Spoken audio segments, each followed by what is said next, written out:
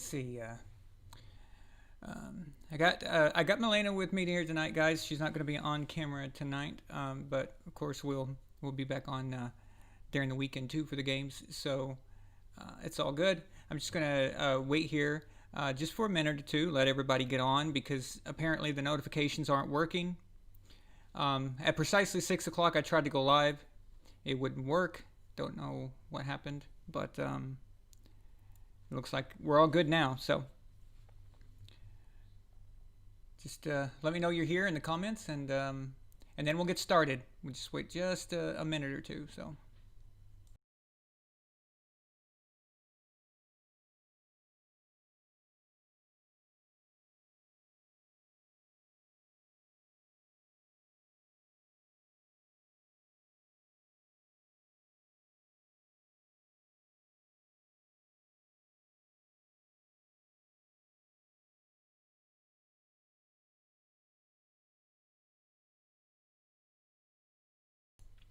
All right, so far we have Trav Burnett. Hey Trav, what's up, man?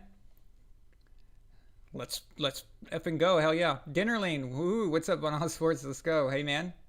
Haruki Senshi. Nice name. I haven't. Oh, Tyree. Okay, cool. You guys confuse me so much. You change your names a lot. Um, but yeah, that's cool. I don't know what it means, but uh, D Bateman 26 he says YouTube has always had issues with your videos. I know. Was notified of you going live, yet if I go to my subscription videos, yours is nowhere to be seen. I can only find your live video through my notifications. Yes, very weird. You have to understand that I've insulted a lot of people over the last 2 years that work for very big companies. And I'm not saying that that's anything to do with it or there's some kind of conspiracy or whatever. I'm not. We're a small channel. I doubt anyone's looking at us, but you never know. You just never know. But I know personally, we know, we have it on very good info that Chris Sims is very unhappy with what I've done to him on this channel. So he works for a very big company in BC, and I've trashed Max Kellerman plenty of times. And we know that YouTube gives priority to the big companies. Like if you check your if you check your subscriptions, ESPN, FS1, NBC Sports, all those will be the top of the list. You could type in a name of. I could name my video. Tom Brady does. I mean, specifically name my video. Tom Brady does yoga in his backyard with 3 chickens and 4 donkeys. And as unique as that name would be, you could type that in precisely on YouTube and my video would not come up first. They'd give you a first take argument about Tom Brady before you would get my video. That is how rigged it is. That's how rigged the algorithm is. So I can tell you this right now. I've had people come to me and ask me how to start a YouTube channel. They wanted to know how I got started and how I did it, and I told them the truth. And when I told them the truth, they didn't like the truth. And it's not easy. It's not easy to get thousands of subscribers without cheating. So, and that's not something I'm going to do because it's just not who I am. So, but the big companies get priority, and I guess that is a form of cheating as well. So, but not much we can do about it. If you say the wrong thing, I mean, we've seen what Twitter and Facebook is doing right now to people, and if I say something that they don't like, it's only a matter of time before it gets worse. So, but thanks for letting me know, D Bateman. I appreciate that. Trav says, "Where's Addy?" I have no idea. I haven't heard from him in a very long time. Hope he's okay. Sissy Chubbs, how you doing? Lord Varsh is here. Nefertiti, of course. The main man, Dano212. I still love that Kurt Angle. Kurt Angle was my favorite wrestler for a very long time, so I love that icon he's got there. Dylan says, nice background, Aaron. Thank you. That's that painting. That's a painting that Milena got her father for Christmas, or no, I'm sorry, for his birthday. Um, and that is by a British painter in 1915, 1936. So we found it here in Bulgaria at an antique paintings thing or whatever. So pretty cool. You can find really good stuff like that in countries in Eastern Europe, in smaller countries in Eastern Europe. You can find really good, awesome things for very good price. So, and that piano behind me, that piano has been here in this apartment as long as this has been here, and this goes back. And that piano was built in when 1910, 19 yeah 1910. So that's a pre-World War II, even pre-World War One piano. That piano was here when Milena grew up here, and her mother was raised here. So we're the third generation to live here. It's pretty cool. Anyway, if you like history. Um, Patriot King says Patrick Mahomes is the GOAT. Okay, Adam. That's okay. uh, while your icon is Cam Newton, though. Israel says let's up and go. Sissy Chubb says last time I was live she didn't get a notification. Hey Jake, Nightwalker's here. Looks like Nightwalker and Nefertiti are the only Legion people here. You know what? I need to open this on the YouTube web browser, because the actual software where I do the comments, they don't let me know if someone sends a super chat or if somebody signs up, and it doesn't tell me who members are. And I need to be able to know who the members are. I don't know why it does it that way, but let me pull it up real quick.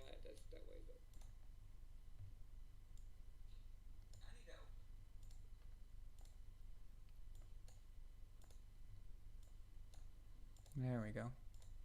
Okay, so see now, when I look at it, then all of the membership people are in yellow, and they have an icon next to their name. Okay, now see, if I had saw that before, I would have known that Haruki Senshi is Tyree. Cool. Um, that's right. Trav Burnett signed up. Lord Varsh signed up. Nightwalker, of course. Haruki Senshi is, like I just said, Julius Bayer. That's great. Great, guys. Thank you so much.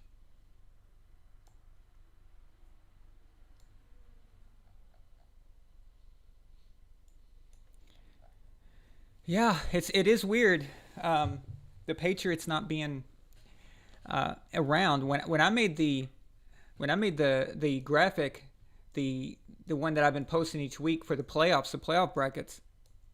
I'll admit I've always made those brackets, going back 20 years probably. But back then I did poster boards and printed out the faces of the quarterbacks, cut it out, pasted it on the poster board on the wall in my living room, and that was before social media and YouTube, and hell, MySpace didn't even exist then. But I just always remember every year I got to cut out a Patriots logo, and I cut out a Patriot helmet. And I remember the only year I didn't get to cut out a Patriot helmet was 2008. But I got through that year. I got through that year because Kurt Warner was playing really well with the Cardinals and made it to the Super Bowl.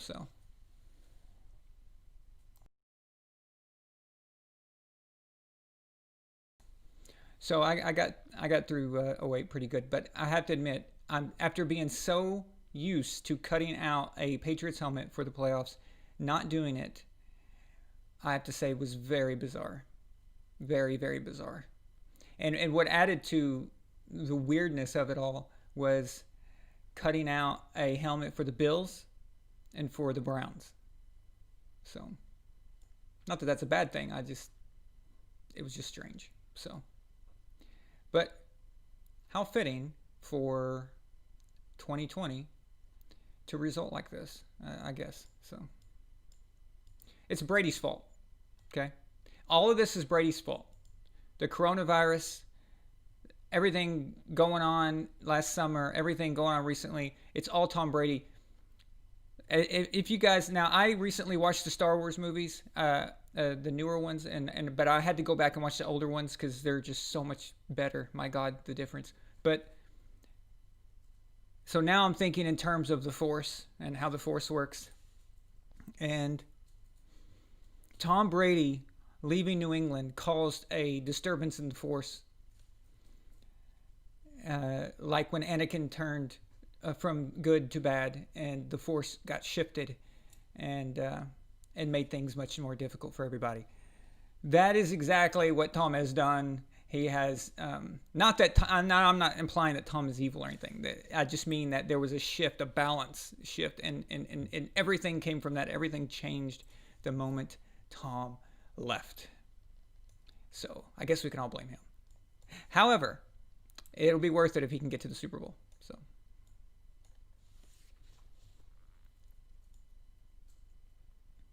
All right, I think enough ranting aimlessly. I was just trying to wait and let everybody get on because I didn't get to do an intro tonight because we had trouble getting on. But yeah. Thanks, main man Dano. Appreciate it, man.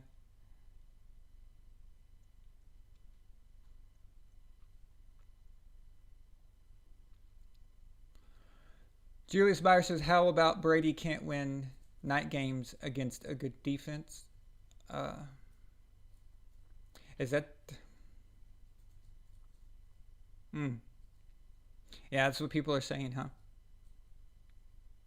Yeah. Okay. Now, see, when people say stuff like that, Julius, I put that in the area of the same people who make an argument saying, if you were in a weak division, that means you had a easy time getting to the Super Bowl.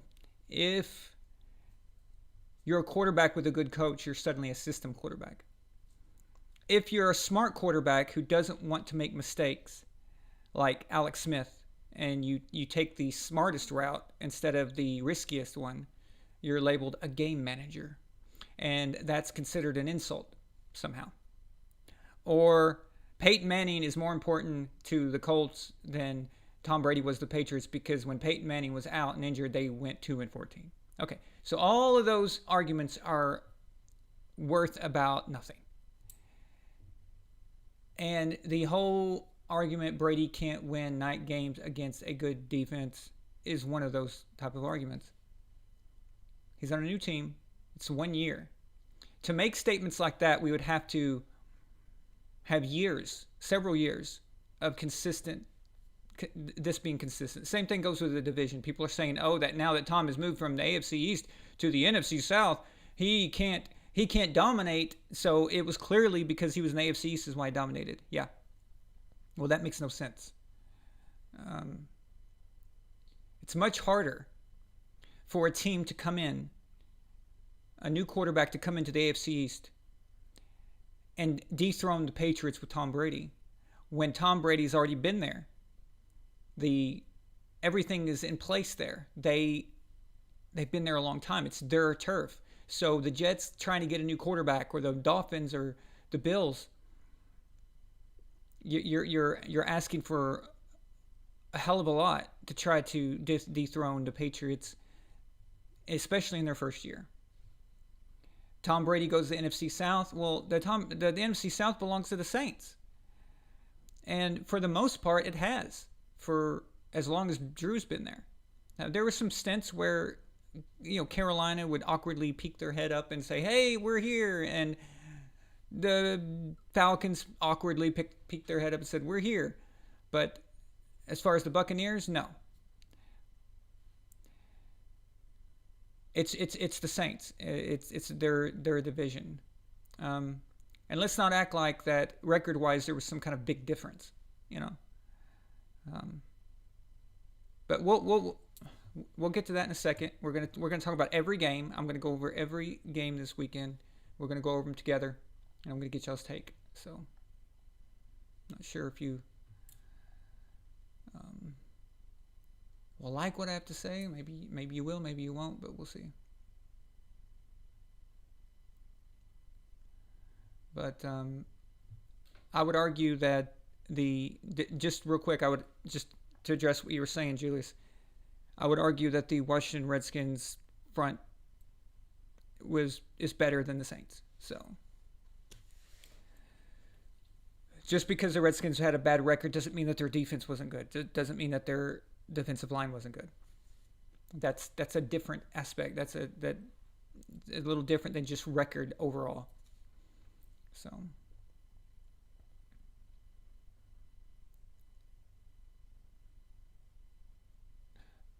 some random Patriots fan says, back in my day, we had to make NFL playoff brackets with feather ink and a plank of wood. You asshole. You hear that crap? Oh, thank you, some random Patriots fan. I noticed you changed your icon, by the way. Didn't it used to be SpongeBob? Lord Washington never going to give credit to the Buccaneers. So, Chad Johnson's here, our resident Saints fan. Welcome, Chad. Aaron, are you back home? No, I'm not. I'm still in Bulgaria. Not sure what home means anymore there, Israel.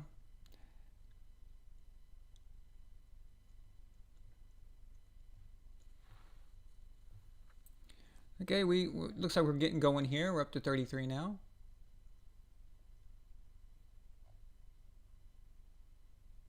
Chad Johnson says, Sunday night's game is anyone's game. The only people who know stuff sometimes are the old dudes in Vegas. Well, yeah.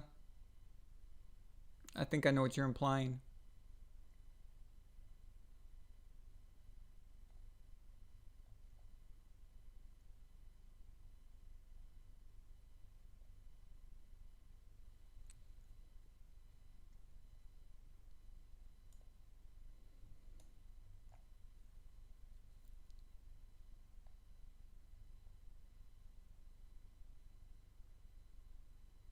Chad, I didn't say the Saints defense was better. I said their front was better. The Redskins front is better. And that is really the key here. That's the most problematic for Tom Brady himself. The threat that the Saints pose, I think, this time around is their offense knows how to manage the clock and can just stay out there. And the Bucs defense is the weak link here, actually. So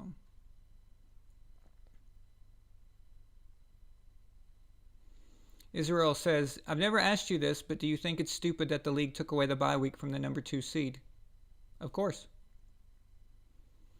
Yeah. It's absurd. There was no reason to change anything. There was no reason. Listen, because they added this number 7 seed, it made the wild card less interesting. Basically, I didn't even care about the wild card last week. It was basically let's get rid of the crap so we can move on. So let's just dump all the losers who shouldn't be there, and we can move on to the next round. And that's basically how it would be, how I saw it. But at the same time, I also believe that if you don't have a winning record, you shouldn't be in the playoffs. I don't care if you win your division or not. That's irrelevant. So, but yeah, the Bills and the Saints should have been on bye last week. They earned it. To get the number 1 or number 2 seed in the NFL is insanely difficult, and it's ridiculous that they took that away. But they had to add a 7th game. They had to, or 7th seed. They just had to. This is coming from the league, who says that they want player safety is important, so let's add stuff. That's great. So.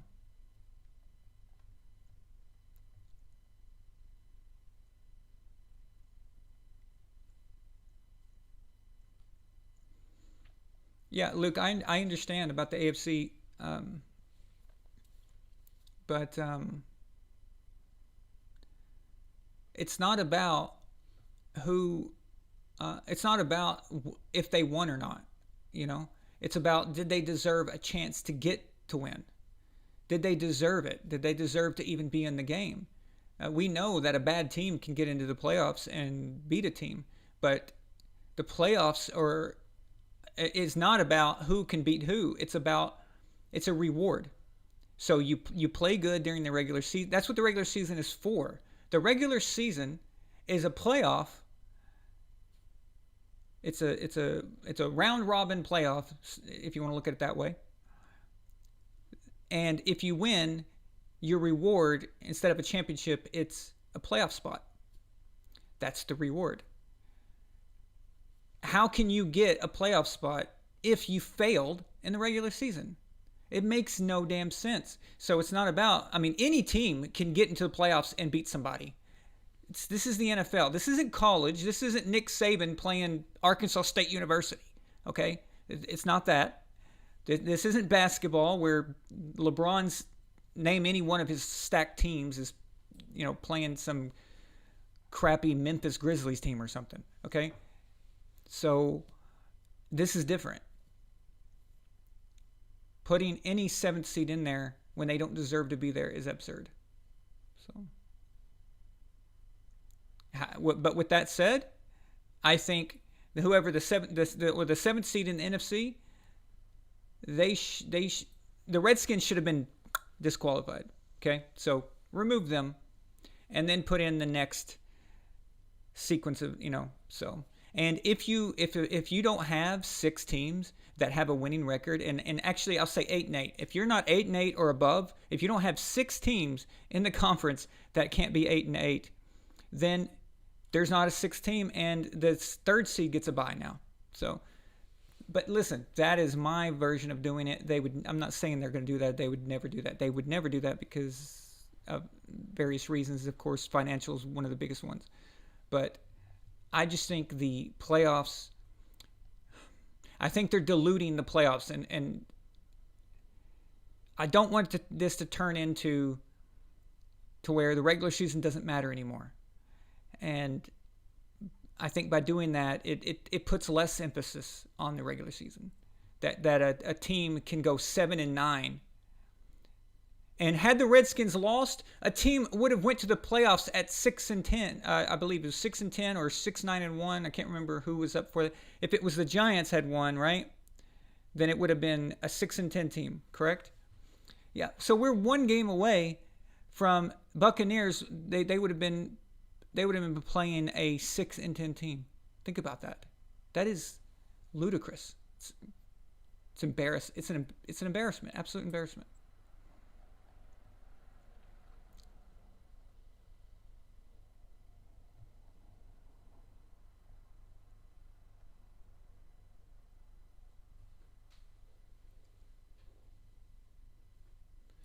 Oh no! Don't add an 8th seed. You want to see my head explode? Add an 8th seed. Yeah.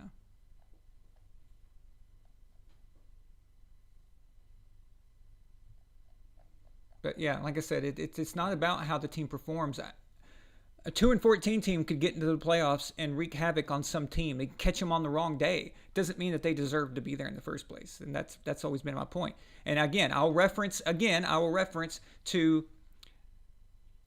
2009, I believe it was, when the Saints were 11-5. They had to travel to Seattle, which is a hard place to win anyway. They had to travel to Seattle to play the 7-9 Seahawks, and they lost. That's messed up. Okay, first of all, the Saints should have never had to face the Seahawks at all, much less go to Seattle. It's absolutely ludicrous, and that right there should have been that situation should have been the moment that the NFL goes, we've got to fix things. We have got to make it to where if you win your division, you get you get the 1 through 4 seed, but you have to have an 8-8 record. You have to. That's it. So.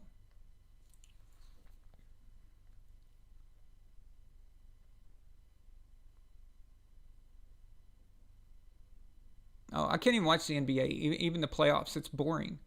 I just wait until it goes to the finals. So,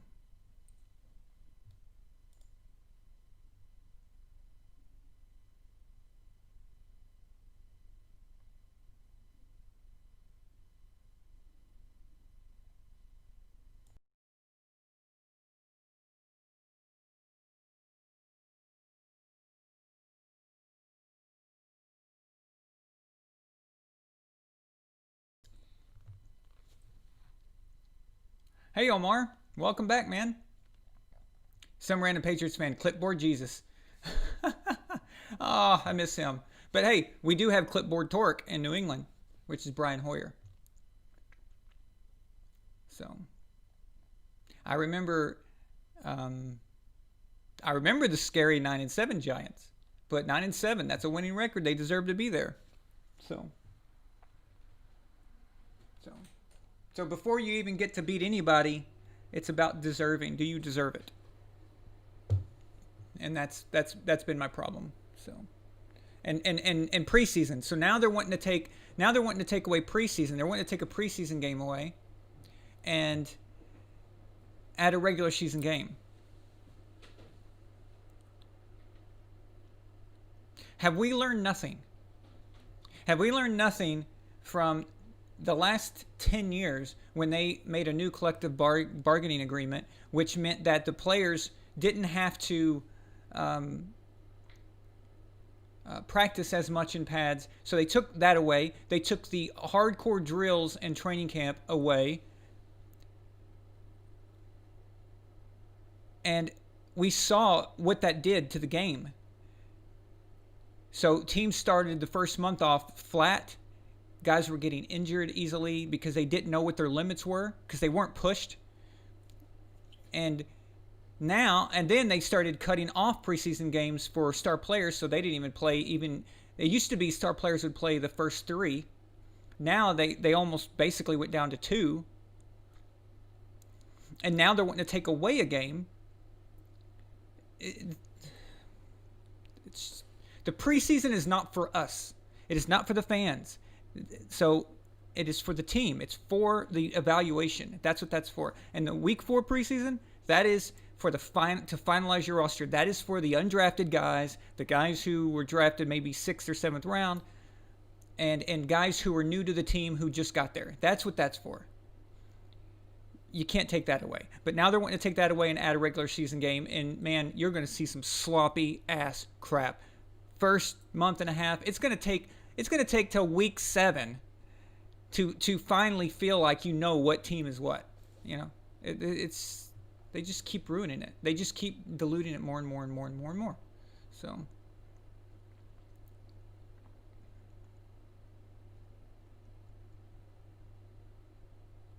Yeah, I mean, Alex Smith, if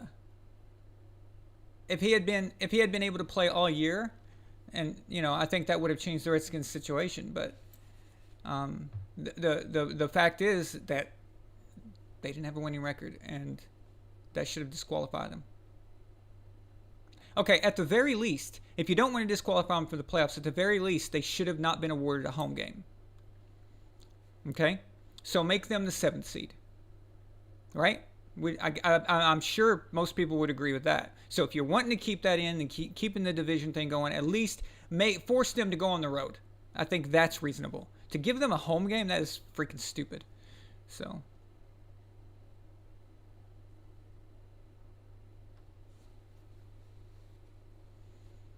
That's why you change the rules.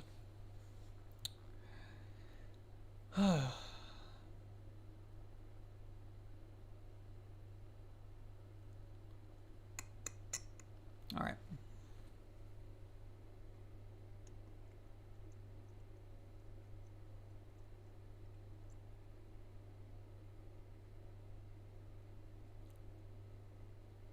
So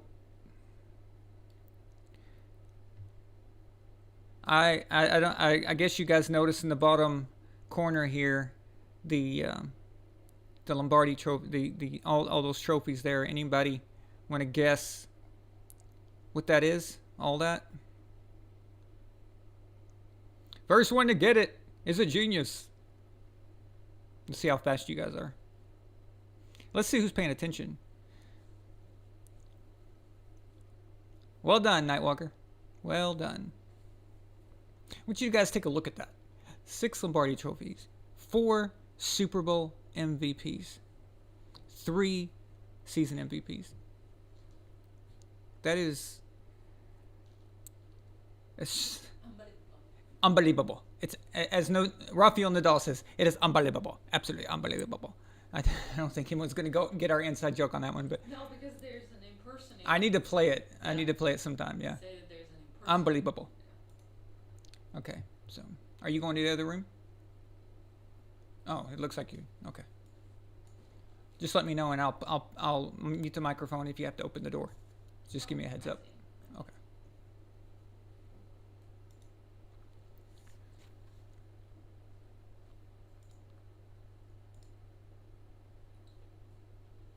Okay.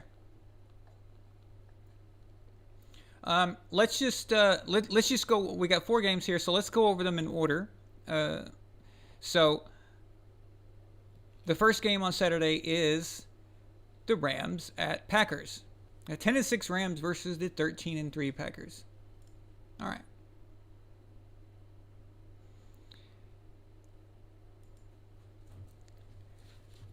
If there is a type of team that can be a spoiler, like it's just one of those weird teams that for some reason you can't explain it, but they end up beating a great team like that.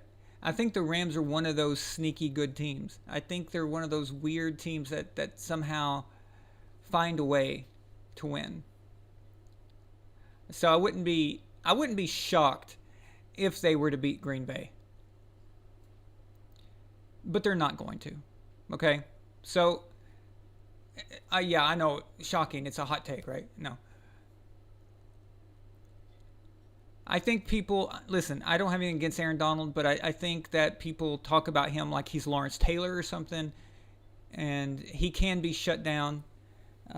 We watched him get shut down in big moments before. I think Green Bay will be able to handle him. This is in Green Bay. It's cold there, and one thing I have respect for.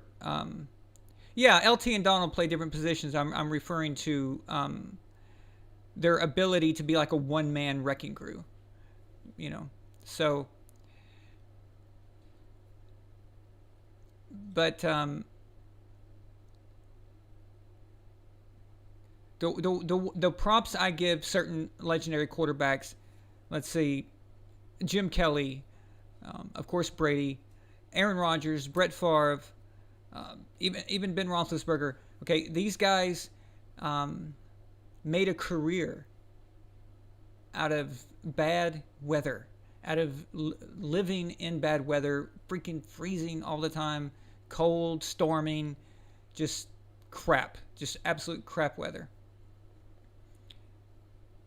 And they still were able to put together a very Hall of Fame or near it, depending on who we're talking about, Hall of Fame career. So that matters. We've seen Green Bay choke. We've seen them screw up. But I don't think this is the same Green Bay team from a few years ago when Mike McCarthy, when it was kind of running its course. Last year, Matt LaFleur was in his first year, and how well they did. Look how far they got. They've got 1 year extra now experience, 1 year extra of working together. Aaron Rodgers is playing better now than he was last year at this time. They get the bye. That's good. Even the Rams, they're having quarterback trouble. Their backup quarterback got hurt, and now Goff has got a broken finger. I just if somehow the Rams win this game, it would feel like the old Giants, right? It would feel like one of those Giants teams that went into Green Bay and took out Favre, or went into Green Bay and took out Rodgers back in 2011. That's what that would feel like, and I just don't think it's going to happen. So if you're betting on something, don't take the bait. This is a This is a Packers win for sure. So, and we can go back and talk about these matchups. I'm just going to go through them real quick, and then we can elaborate on whichever ones y'all want. You can ask me questions if you want. So,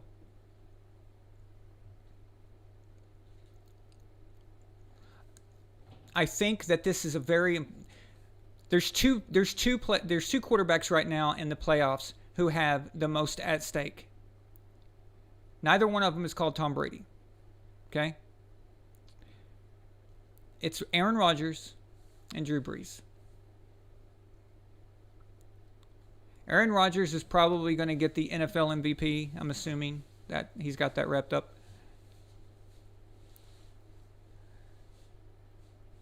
If he cannot get to the Super Bowl, then people are going to talk about him like they did Peyton Manning before he got his second ring. He's just a regular season guy. He can show up in the regular season but can't get it done in the playoffs. That is exactly what they're going to try to say about him. And he would have 3 MVPs and only 1 Super Bowl. Now, that's great. That's a great career, okay? Who wouldn't want that? But if Aaron is wanting to be talked about like top 5, if he's like wanting to be put in that conversation, he has to win a Super Bowl. He's running out of time. And let's not forget that even though he's a little bit younger than Drew and Tom, Aaron has taken much more punishment than those guys. Aaron used to play a lot of hero ball. And when you do that, you get hit, you get injured, you get knocked around, you get stepped on.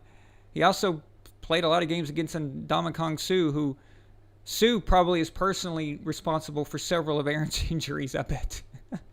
So, Aaron's got to get it done. Okay? So, but even he's not the most pressure, but he is the second. The most pressure is Drew Brees, and we'll get to that when we get to the Bucs Saints game. But Aaron's got to win this. Absolutely got to win this. If they were to lose to the Rams this weekend, that is an absolute failure, an utter failure. So I wonder what Chris Sims would say. Chris Sims is a douche, but I wonder what he'd say if Aaron Rodgers lost this Saturday. So Jack Nelson just said, when you play with McCarthy your whole career, it's hard to win playoff games. Really? You think Mike McCarthy was a bad coach for the majority of that time? That's interesting.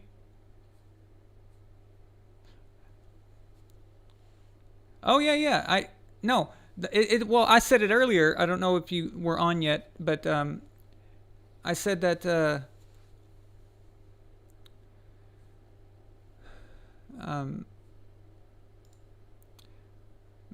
McCarthy towards the end, so it had to run its course. Basically, it was kind of, it was done. Okay, they had to change it up. They had to separate there. This year in Dallas, it's his first year, I guess. We'll see. Dak Prescott getting injured certainly doesn't help things, but they were kind of looking. They were pretty bad when Dak was playing. So, but yeah, let's give Mike next year. Let's see what he does next year when he gets a preseason, a chance to kind of really evaluate his team and make it to the way he wants it. As where this year was, no preseason, no relevant training camp. So yeah, let's go ahead and wait on that before we completely say that he's done as a coach. But for a long time in Green Bay, he was just fine. What happened with McCarthy is that the league changed around him, and he didn't change with it. That was his problem.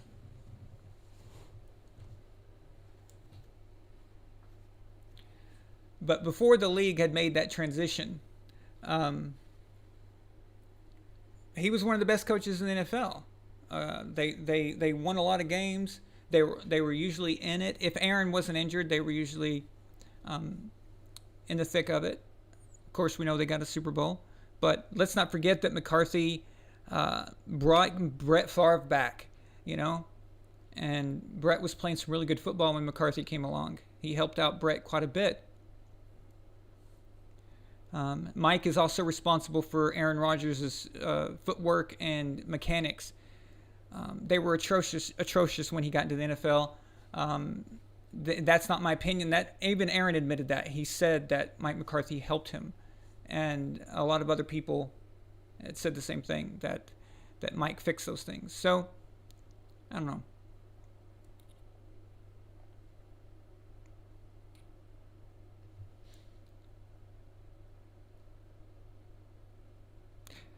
At the end of the day, I think it just shows how hard it is to win in the NFL.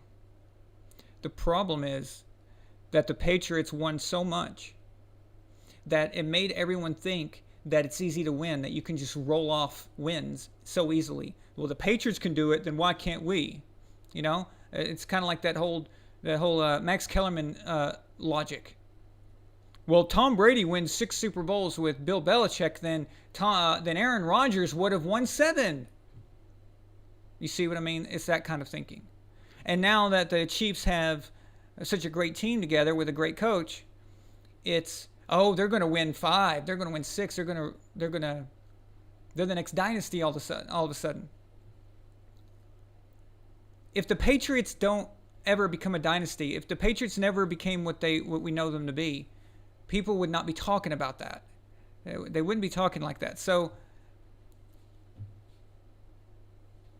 people have got this false sense of what it takes to win. They think that it's easy. Like, okay, you got a great quarterback, you got some good players, and a decent coach. You're going to win. You're going to dominate, and it doesn't work like that. So, in fact, it's just the longer this goes on, the more mind blowing it is what they achieved in New England. To go to 9 Super Bowls is just. It's just stupidly amazing. Like, it's just never going to be replicated again. And going to 9 Super Bowls is actually more difficult than winning 6. So if you want to tell somebody how great the Patriots were, don't say they won 6 Super Bowls. Say they played in 9. Because getting to a Super Bowl in 1 year is harder than winning it. Getting there, you've got to have a great regular season, then you've got to win playoff games just to get there. And then once you get there, it's anybody's game. You just win it. You either win or you lose. But it's just one game. But to get there is that much more difficult. And that's why I put so much put so much emphasis on Super Bowl appearances. So when I'm measuring quarterbacks, like we always say, okay, Brett Favre has 3 MVPs. Aaron Rodgers has 2 MVPs and a Super Bowl MVP. But Brett wins the tie because Brett went to 2 Super Bowls instead of 1. So see, that one, even though Brett lost the second one, that appearance gives him that edge. Or Jim Kelly. Jim Kelly doesn't, I don't think I know. Jim Kelly doesn't get into the Hall of Fame if he doesn't play in 4 straight Super Bowls. That feat alone had to be the deciding factor, and it's big. So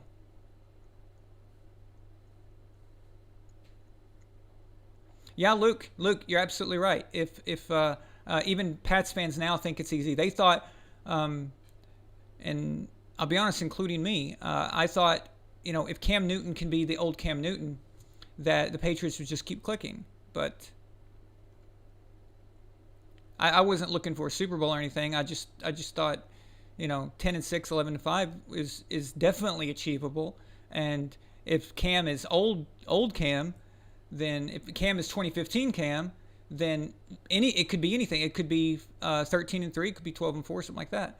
But of course, that was my emotions talking over my head, and we saw just how real it got, actually. So. Very bad. it went very, very, very bad. So they're lucky it's 7-9. So Sissy Chubbs, very good point. Dynasty says dynasties aren't even supposed to happen in this era of the NFL. Crazy that the Patriots even had one, and they also had the greatest one, exactly. And the entire NFL has designed itself to get rid of dynasties. They wanted no more dynasties. After the 49ers had dominated, and the NFC, they were also, it was problematic for them that the AFC was losing so much. The AFC just was not competitive for in almost all of the 80s, almost all of the 90s. It took till Denver at the end of the decade to win a Super Bowl for the AFC.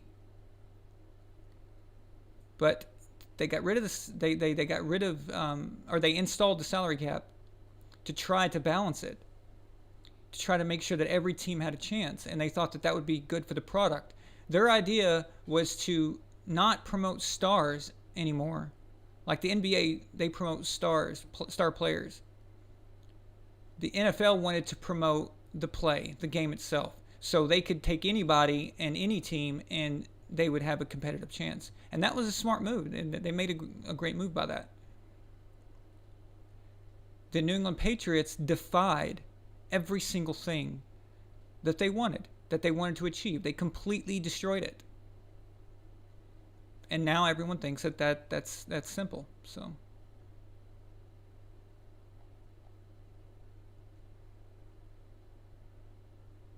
I know, Jeremy. I know. Jeremy says, according to the media, Mahomes needs to win half of what Brady has won to be the GOAT. It's absolutely ridiculous. So here's what the logic is. 3 Super Bowl wins for a quarterback, plus hype, plus the eye test, which means, oh, he runs around and throws footballs like Brett Favre. That equals Tom Brady's not flashy 6 Super Bowls. That's the thinking process here. That's how ridiculous it's become. Somehow, if you win 3 Super Bowls being flashy, that equals 6 Super Bowls not being flashy. As if a Super Bowl victory has it etched on the Lombardi Trophy. Oh, by the way, this quarterback was popular in the media that year, and he was very flashy. Yeah. Well, you have to have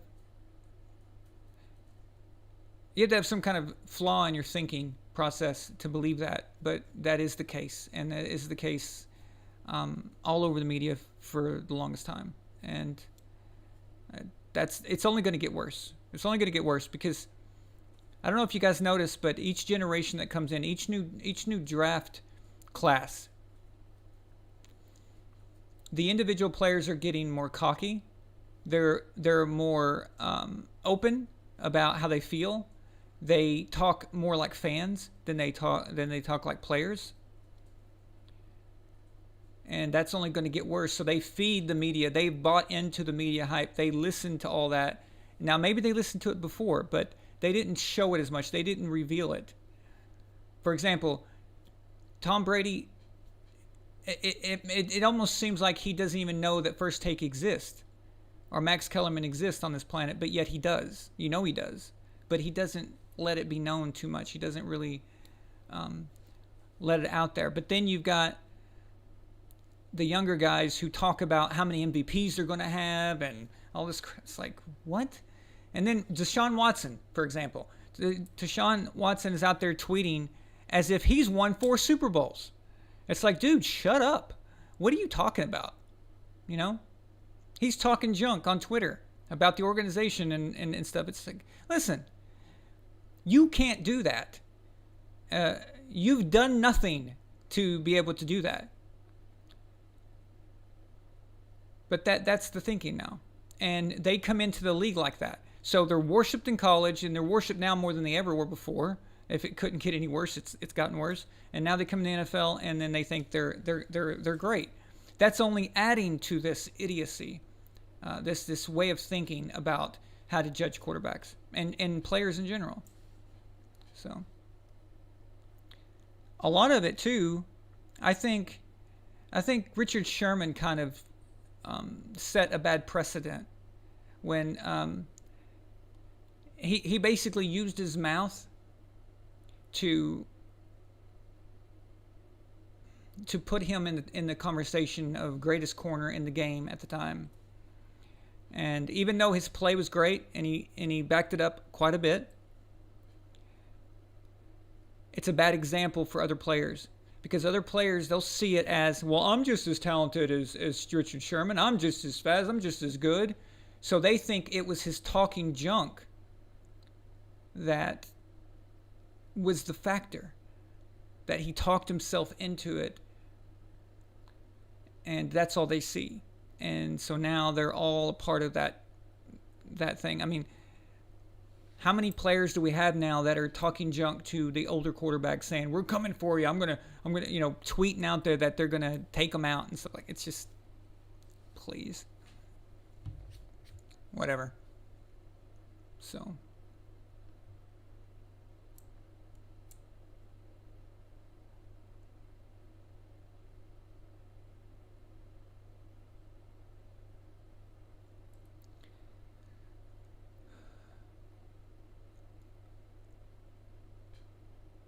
Shapilier says Pats had a terrible team carried by Tom in 2019, and Cam shitting the bed exposed the 2019 team more than 2020 team.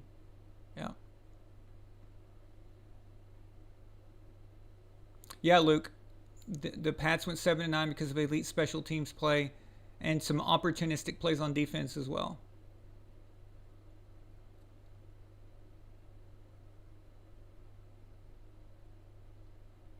Danny Danello says, "Wow, I'm very surprised you underestimated Tom's value to the Pats.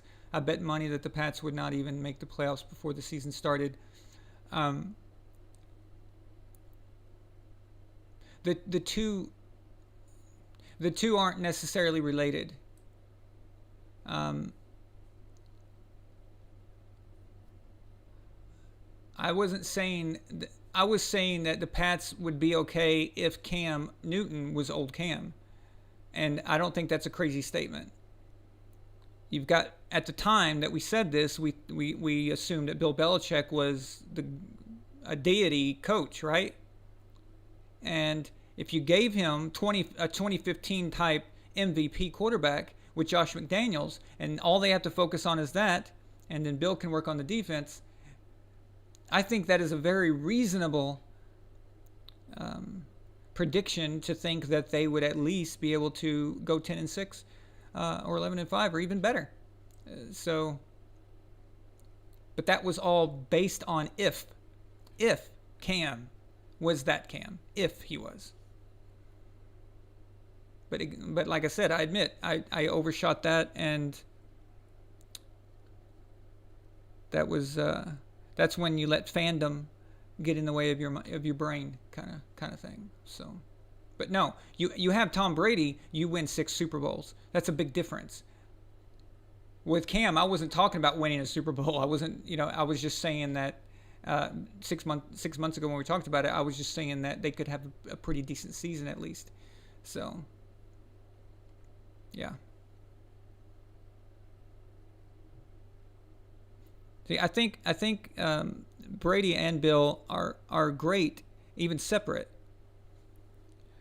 But what you get when you put them together is so insane. It's so just the difference is just absurd.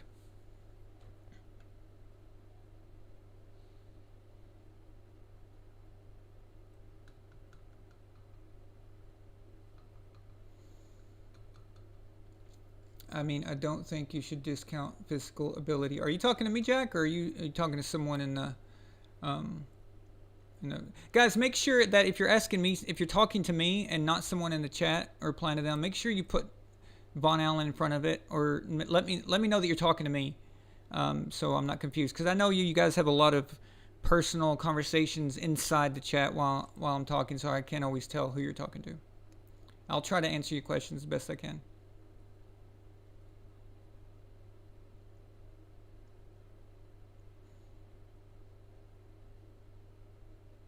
Nobody could have predicted how shitty Cam Newton was going to be this year.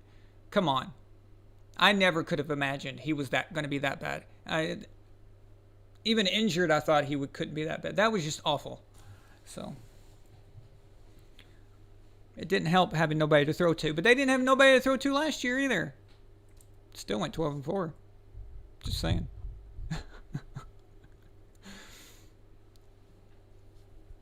We tried to tell everybody. We said last year, you guys remember, most of you guys remember last year, we sat up here and we said that Tom has nobody to throw to. They got him nobody, right? And all Max Kellerman was saying, all those idiots were saying, oh, well, that's no excuse. Remember Shannon Sharp saying that's no excuse. But all this year, all they've ever said for Cam was Cam has nobody to throw to. What the hell? Do these people have no clue about what they said before? No, because why? Because half of it's not even their opinion. It's scripted. And you change the script writer, they're not going to remember what was said last year. So maybe you need to keep the same writers together for a while so they can be coherent there. Like a sitcom. Don't you hate it when you follow a sitcom and it's 8th season, they say something that completely contradicts something that happened in the 2nd season because the writers are different, they have no idea about the history of the character? It's kind of like that. It's all a movie anyway. Yeah, it's all a movie anyway. Exactly.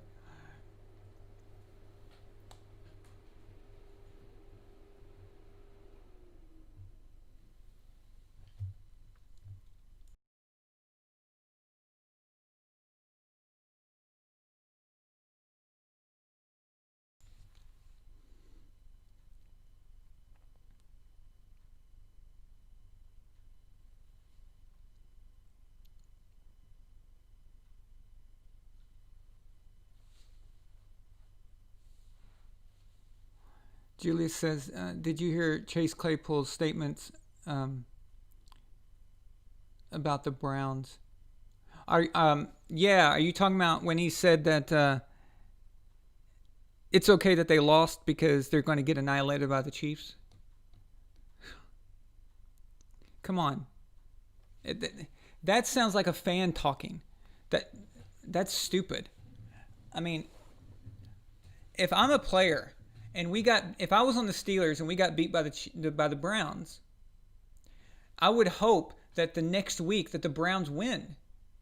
Because if they don't, if they go and get annihilated by the Chiefs, that means that you just got bitch slapped by a team that a week later got bitch slapped. What does that say about you, right?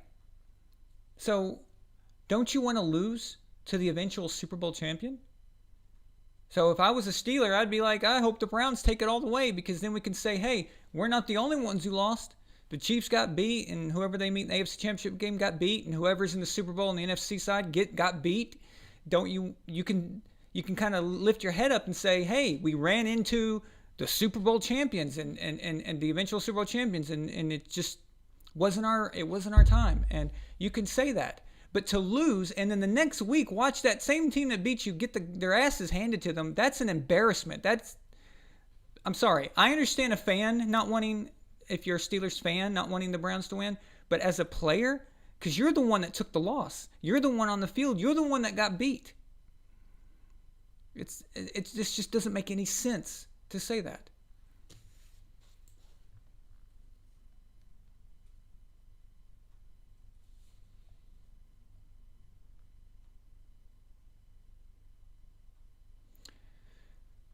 Danny, I agree with you there. You said Bill Belichick. He says Bill Belichick lost 3 Super Bowls that we should have won. We were outcoached, or he was outcoached 2 times by Tom Coughlin. And the third, we lost to the Eagles when he benched Butler. I don't disagree. Especially about the Eagles one. I don't disagree at all.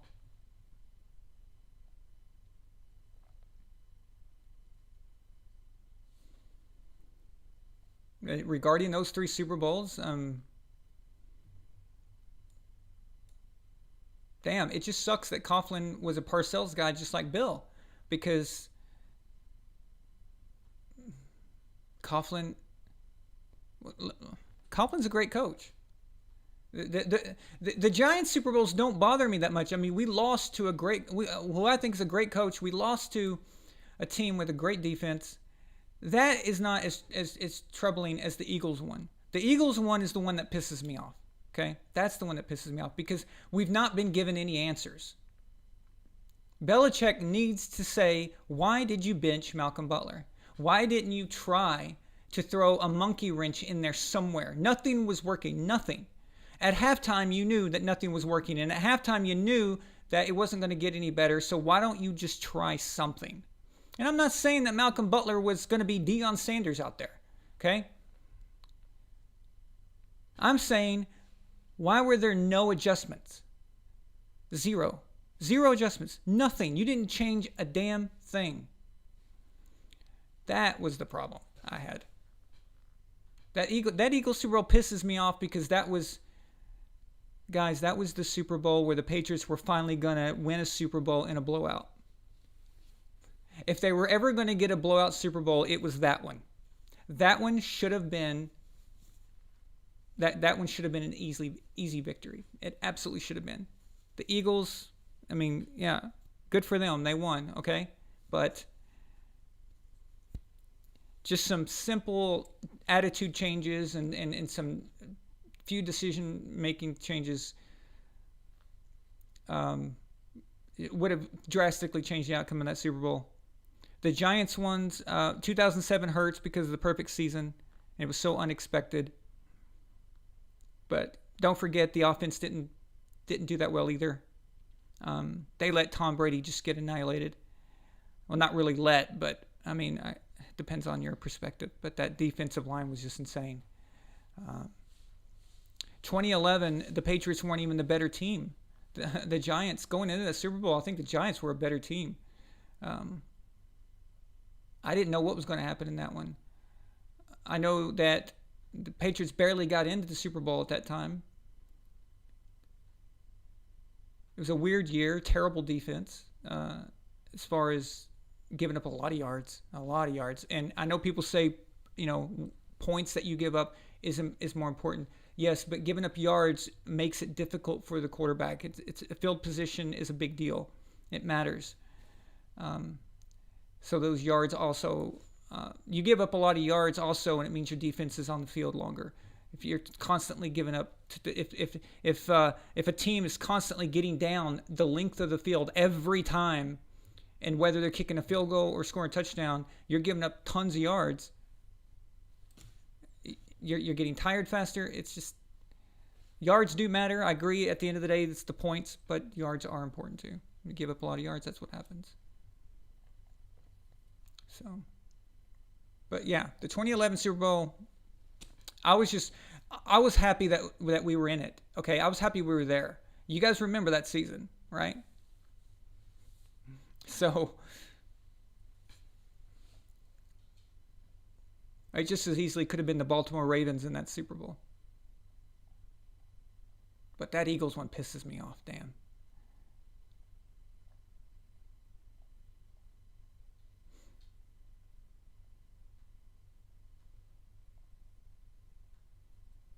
The Steelers are like the COD Fortnite lobby of the NFL.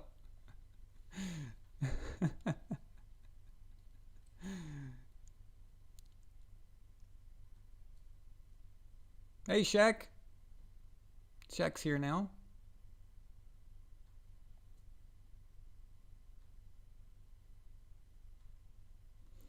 Julius says that he wouldn't be so salty if the Browns had won with class while dancing on doing TikToks dissing the other team.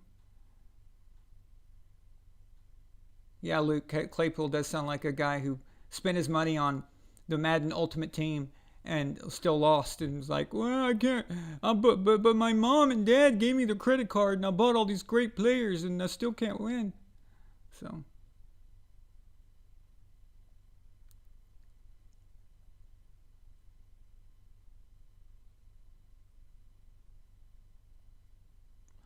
Danny, yeah, in the two Giants losses, yes, Tom did get the go-ahead touchdown.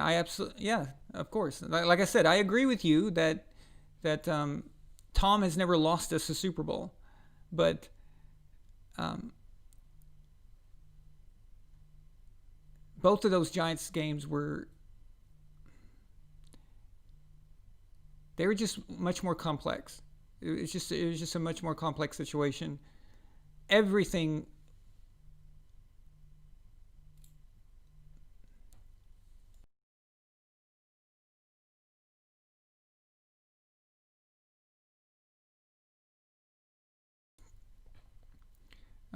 But like I said,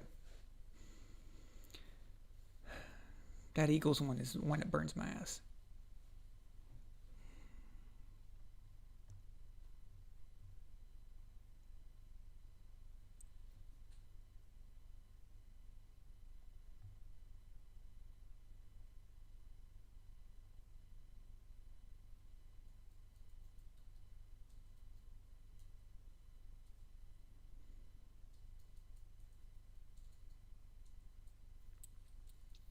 Which game are you talking about? You said we had no business coming even close to winning that game, but we had Brady. Which one?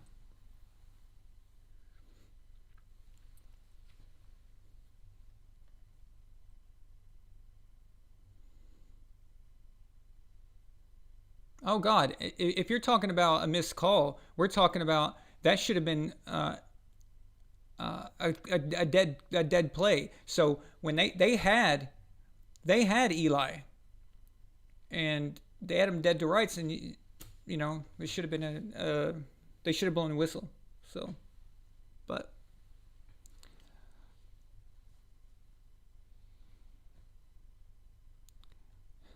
I don't think anybody in America except Patriots fans wanted to see New England win that one. So I remember it felt like, wow, I never seen such hatred for a team as the week leading up to that Super Bowl. It was insane. Oh, the Patriots were playing with backups against the Eagles.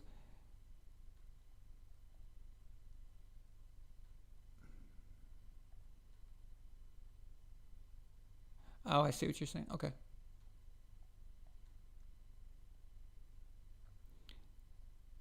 No, that Eagles team um, was not better than the Patriots going into that game. I mean, obviously they won, so credit to them. They were clearly better that day. But going into it, though, that should have been a Super Bowl that the Patriots could have won outright. Instead, because all of the Super Bowls are always close. They're always like very close and barely win, and they're always tough. That was the one that should have been the one where we win by like 20. If any of them were going to be that way, it was that one. That is the one that should have been that way. It's just, dude, the Eagles were clowning us. Okay, Brady drops that pass, and then they go and throw it in our face and do it in the end zone and throw it to Nick Foles. We were being clowned. We were being embarrassed. That pisses me off. It just makes me mad. And like I said, I don't know that Malcolm Butler would have made the difference. I don't know that. My problem was that we didn't try. I mean, he was dressed. He was on the sidelines. Give him a chance. Okay? This is, by the way, the guy who won the Super Bowl 49. So put him out there. See if it revitalizes the team. Let's also not forget that it mentally screwed up with the defense. Okay? At the beginning of the game, during the national anthem, you have Malcolm Butler over there crying because he got benched. And the entire group, the secondary, is all screwed up. They're all like, well, what are we going to do now? I mean, Malcolm's out. That's their buddy. That's the guy that they've been playing with all year.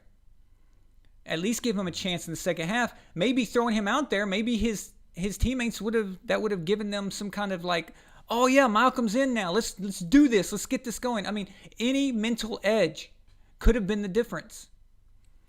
So it's not just about Malcolm's play as a player. It's not just that. It's what it could have done for the team's morale, what it could have done mentally.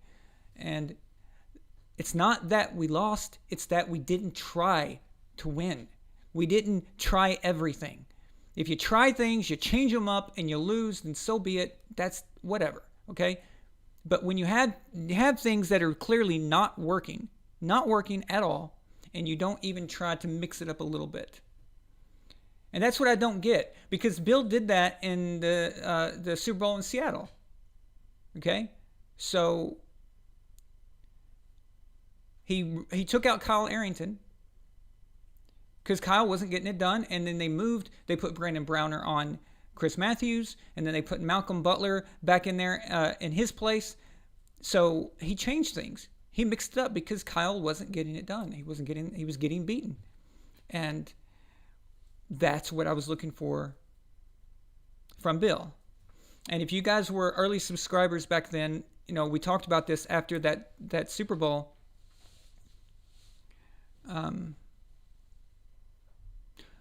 Wait, you know what? I think I only had the Facebook page back then.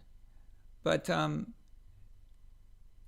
I remember during the game at halftime, everybody, all my friends who are Patriots fans, we were all texting each other saying, "Oh, Bill's got a plan. He's been resting Malcolm Butler, so Malcolm Butler's gonna come out in the second half, and he's gonna be fully rested, ready to go, while the receivers have been playing already a first half." And so we were all like, that was our thinking. Our thinking process was Malcolm's coming out, and it never happened. It just never happened, and it was just mind-boggling. Like, what the hell is happening here? Malcolm played one snap, so I believe he was on a special teams unit. I don't know if it was a kickoff or whatever. I'm not sure what it was, but I do think that he was on special teams, but that was it. So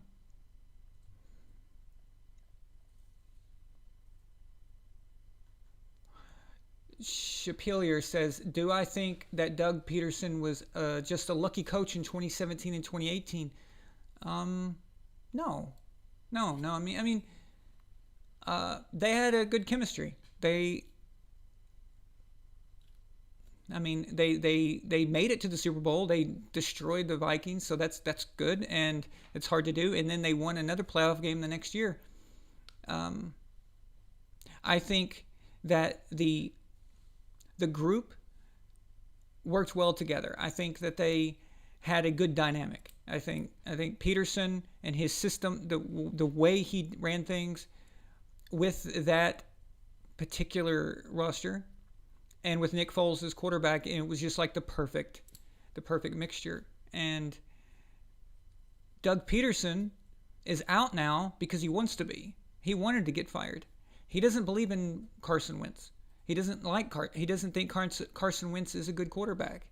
Doug Peterson wanted to keep Nick Foles. And like I've said before, it's not always about whether a quarterback is good everywhere he goes. It's about whether he's good where he's at. So Nick Foles anywhere else is crap, okay? Nick Foles on the Eagles in 2017 and 2018 was the right fit. That is where he needed to be, and that's where he flourished. For whatever reason, it worked. It worked there, in that group there. But now, the Eagles have chosen Carson Wentz over Doug Peterson, and it's going to backfire big time. So, but Peterson clearly, when he wanted out the moment that they gave Wentz, they chose Wentz over Foles because he wanted Foles. So Peterson's been trying to get out. He wanted to get fired. That's exactly why he did what he did in Week 17 with those quarterbacks. If you guys remember, I even said that. I said that didn't look like a move for a guy who's trying to get a draft pick. That looked like a guy who was trying to get fired. And it worked. And now, what he's going to do, he's going to lay low, probably. I assume he'll lay low for a year. Maybe not, but he might lay low for a year. And then some team is going to make him an insanely good offer, and he's going to take it. And he's going to be back in business. So, come on, man. Look, Mike McCarthy takes a year off. He got fired, takes a year off. They give him the Dallas Cowboys. You're now the coach of the most famous sports team in the world after getting fired. Okay? Andy Reid gets fired from the Eagles. He gets to go and coach the Kansas City Chiefs. Doug Peterson will get another chance. And he'll get a good chance, too. They'll offer him something really good.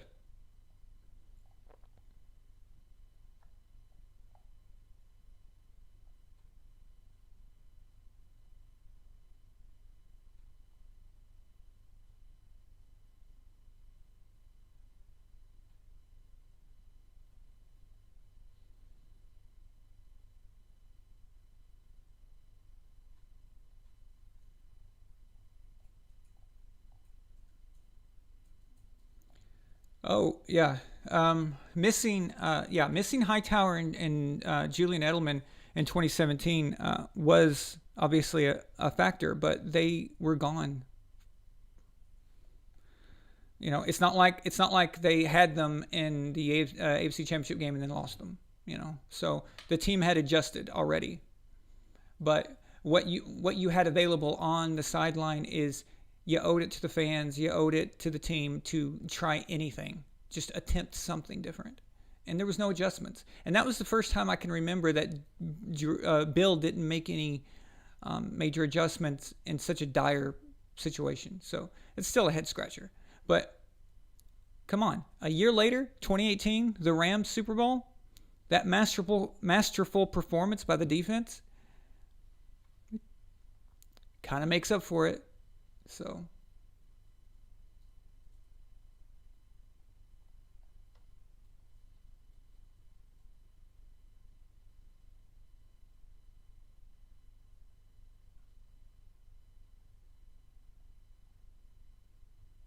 I wasn't blaming Arrington. My point was that Bill saw a problem and made the adjustment and tried to change it.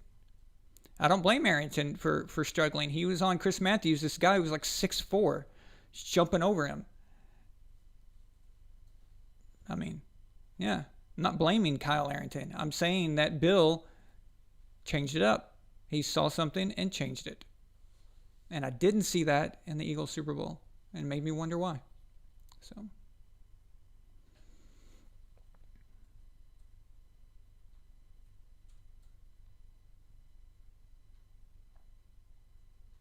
if Butler was sick, I don't think he'd be crying on the sidelines. He looked devastated.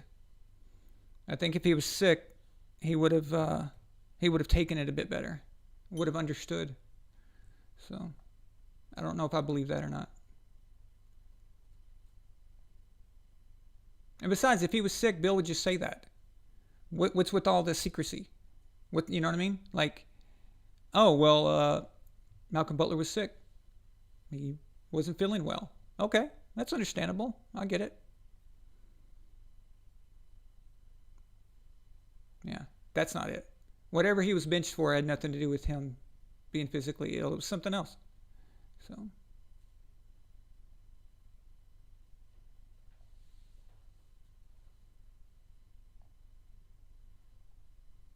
am I not speaking correctly tonight? It seems like everybody's contradicting everything I'm saying. Okay, Danny, listen. I didn't say that thought process was correct. I said we were so confused at the time. Okay, so I want you to put your brain into the moment, not what you know now, but what you know then. During the game at halftime, we were texting each other. We were trying to figure out, why is Malcolm Butler not being played? So we were hoping that Bill had some reason for this. It had to be something good. Why would we question Bill? Why would we think that it was something dumb, like something Malcolm did wrong? No. So we were hoping, against whatever logic there was at the time, it's halftime of a Super Bowl that we're losing.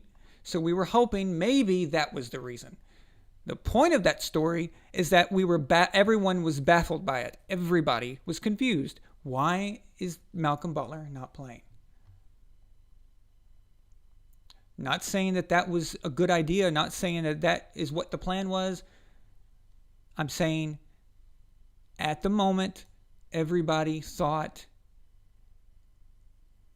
there had to be something to it. There had to be some kind of masterful reason why at the time.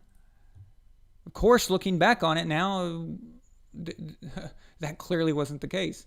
So, but at the moment, when you're watching a game and your team is losing, you're desperate. You cling on to anything, and you have a bunch of crazy stuff go through your head. So, I mean, when we were losing to the Falcons and we were down 28-3, I was still going, "We're gonna win this. We're gonna win this." Come on. I just happened to be right. But how many people in the world thought that was going to happen? Come on. You just hope. You cling on to something. It doesn't necessarily mean it's logical. It wasn't logical to believe that the Patriots were going to win down 28-3 in the Super Bowl. But you still believed. You still, as a fan, you hope that there was something. There was some kind of plan involved. So.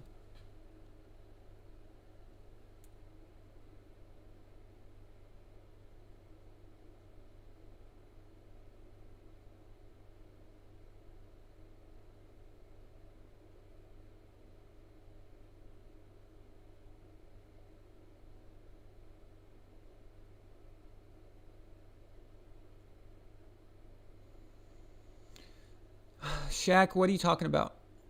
But how do I or we know that it would have been different, at least until it's told us? What are you referring to?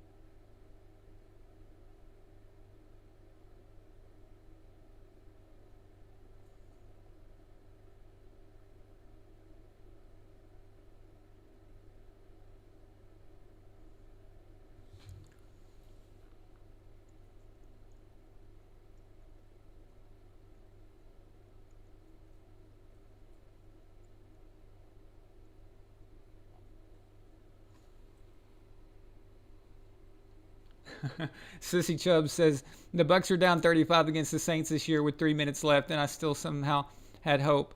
Yeah, that's see that's fans mentality right there, and you should not give up. I mean but like I'm saying, when you're a fan, logic is really not something that's on your mind when your team is losing. You're more trying to hope that there's some kind of plan involved or some kind of masterful way that your team can get it done. That is where your brain is at. So it's just funny.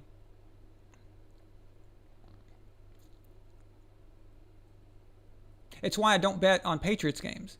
I never put money on Patriots games because I I just look at it differently. And even if you think you're being completely logical, that something sneaks in there, you know. So I don't even involve myself with Patriots games at all, as far as that goes. Well, I haven't actually bet on games in years, but when I did, I avoided all Patriots games. So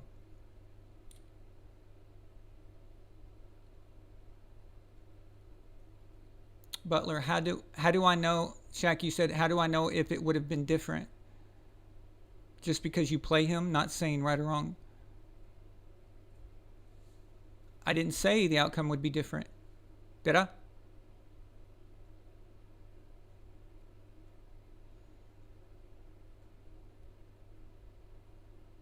Did I say the outcome would be different if Malcolm Butler was played?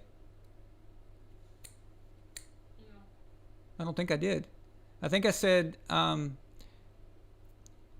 wanted to see some kind of response, even if it failed. So even if he would have played Malcolm and it didn't work, I needed to see something. I needed to see some alteration, some change from what was happening, and Bill did not seem interested in doing that. No, that's what you said. That's on him. But no, I have no idea if that would have worked. I have no clue. Who knows? It may have gotten worse. He may have put Malcolm Butler out there and it actually been even worse than it was. Who knows? Could be. But I just wanted to see something changed.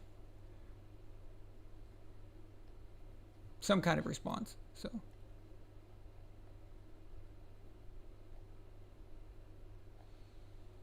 yeah, play him to see what happens.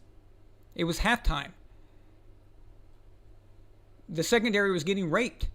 It wasn't, I mean, how much worse could it get? You have to change something. You have to try something. Try anything. It doesn't have to be Malcolm Butler. Just do something. Try somebody. But if you do have Malcolm Butler on there, yeah, give him a shot. You know? See what happens. Find it. Find out. It may have worked. It may have not worked. But continuing to do the same thing while the Eagles are sitting there completely destroying your secondary, and you just keep doing that, is pretty much not only a bad idea, but it's against what Belichick does. It's against Bill. It's what Bill has always been about adjustments, always, and he made none, zero, for whatever reason. Don't know why, and he'll never give us a straight answer on that. But that one bugs me. That Super Bowl bugs me. So I think we were better than the Eagles. We could have won that one outright, even without what we were missing. So it's too bad. When your quarterback throws 505 yards and you lose, yeah, that's on somebody else. But again, like I said, the very next year, Bill did Thomas solid. Held the Rams to 3 points. So that definitely made me feel better. I'll tell you that much. So.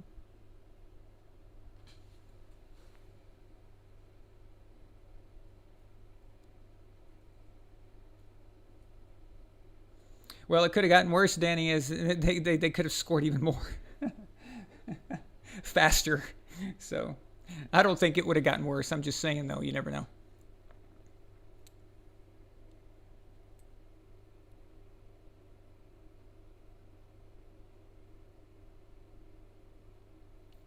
Thank you, Tony.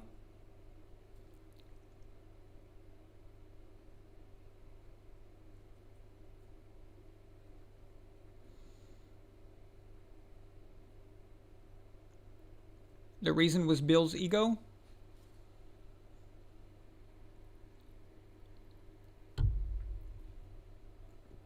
I wish we knew for sure. I mean, maybe one day Bill will write a book and he'll lay it all out there. Again, I'll tell you this much: it'll be one damn good book, and it'll probably be one of the best-selling sports books ever made. I'm really looking forward to that, actually. So.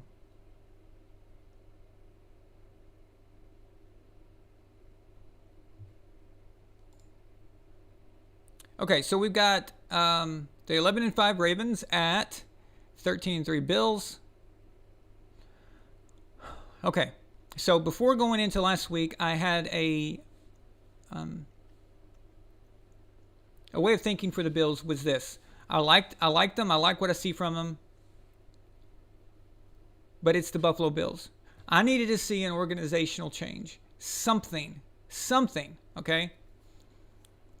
Getting to the playoffs is, okay, that's good. That's a good step. But you need to win a playoff game. You need to show that this has been changed. Things have been changed. It's a different Bills organization. And now that they've done that, okay.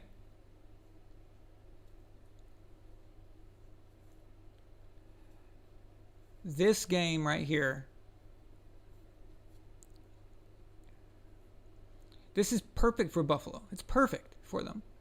I hear that it's going to be pretty bad weather, very, very Buffalo type weather.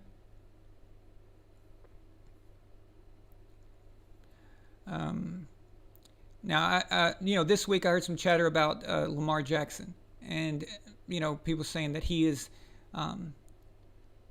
the best athlete at quarterback to do what he does, and all this stuff, and that we've never seen this before and everything.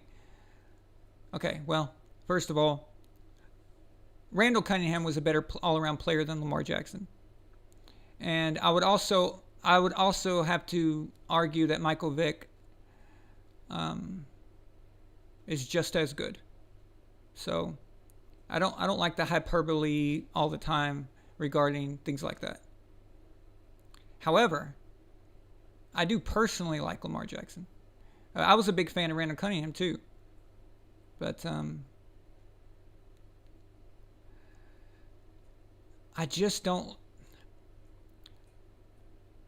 The passing game is pretty bad. It's pretty bad. So the Bills, I think this is not the same Bills anymore. I like their coach. I like what Josh Allen's doing. And dude, I mean, Josh Allen, he couldn't hit the broadside of a barn last year, and now he has set up Stephon Diggs with his best numbers of his career.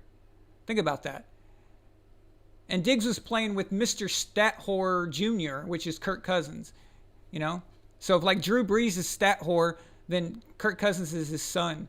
You know, Kirk Cousins is all about stats, and Josh Allen in Buffalo outside has given Stephon Diggs a better career, his career year. And it's impressive. The turnaround is impressive. So we've got both of these guys who at first struggled in the passing game, then kind of changed it a bit. But Lamar, I don't know. It seems like he's regressing a bit.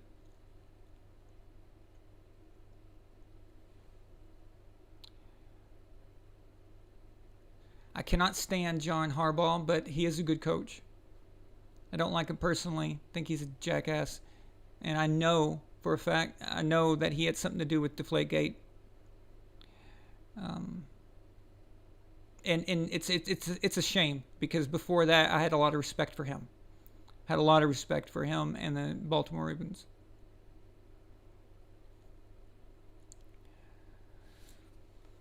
Hmm.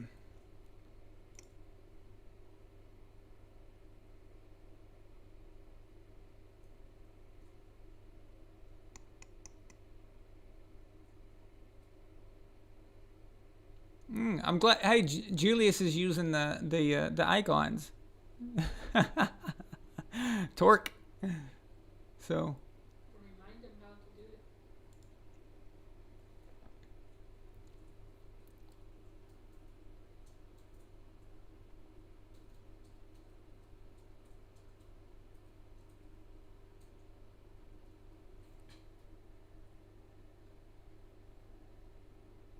Oh, I agree, Jeremy. Definitely, Michael Vick had a better arm. Yeah, yeah. And he could throw. Damn, he could throw. I remember watching Michael Vick off his back foot, just standing there, just flick it, and that thing was just a rocket. It was insane. We saw what Michael Vick could have been when he got with Andy Reid in Philadelphia. If he had had that type of coach during his Atlanta days, he would have been carrying several MVPs probably. Um, but yeah, he was also injured quite a bit.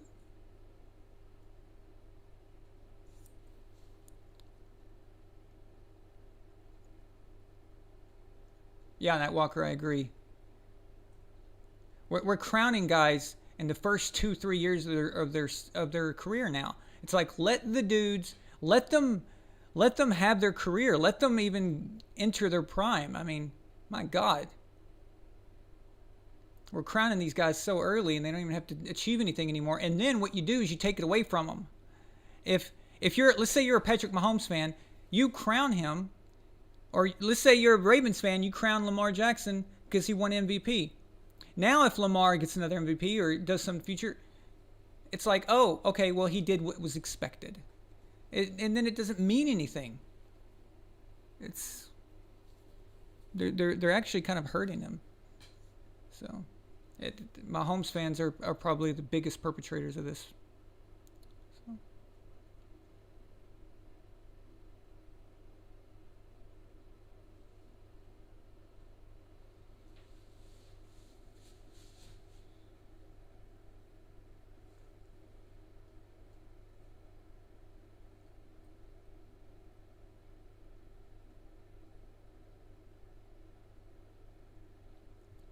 Gemini, you're done being a Bills fan if they can't beat the Ravens? Really? That's an odd thing to hear. I mean, you've been a Bills fan all this time, and they're now on the up. And I mean, Tom Brady left New England. Uh, the Patriots had a down year. Of course, they're going to reload next year, but right now, it's your time, and I think next year they're going to be good too. I wouldn't jump. I wouldn't bail on your Bills like that, especially after all of these years of putting up with just garbage, and now they're finally doing something. So.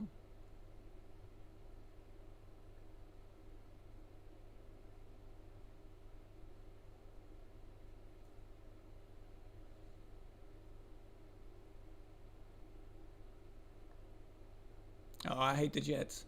See, my hatred for the Jets isn't competitive, it's personal. So it's a little different.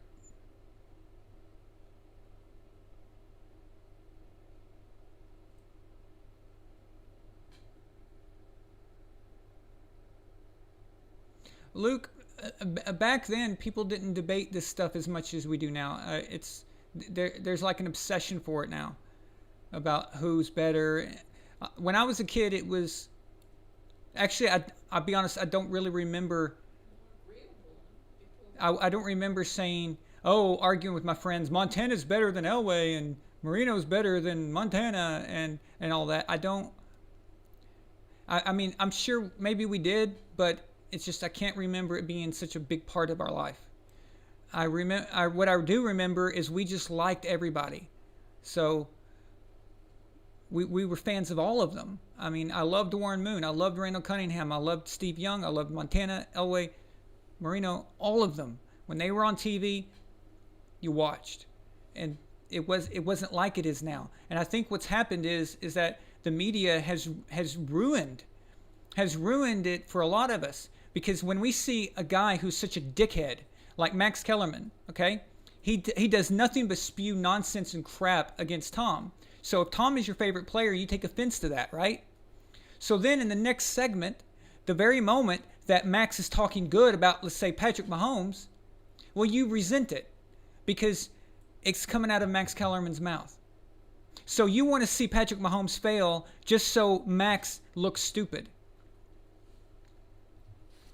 Right? And that's where this is coming from. Okay? I think that's the difference. Back then they didn't take hot takes as much. They didn't do this kind of thing. And so, yeah, it's a bit different.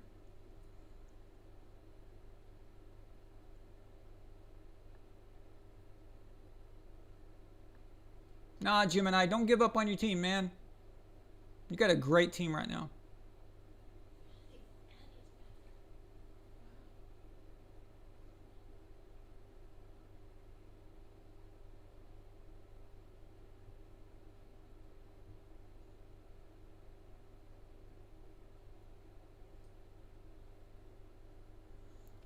Tyree, who are you talking to? Is Tyree having a side conversation or something?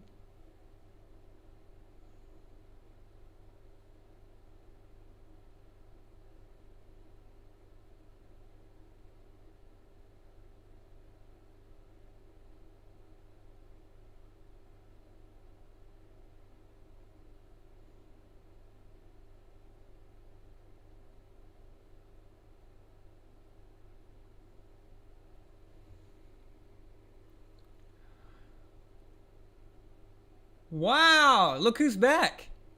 Yeah, I'm a little behind, guys. Sorry. I'm reading the things. Addie!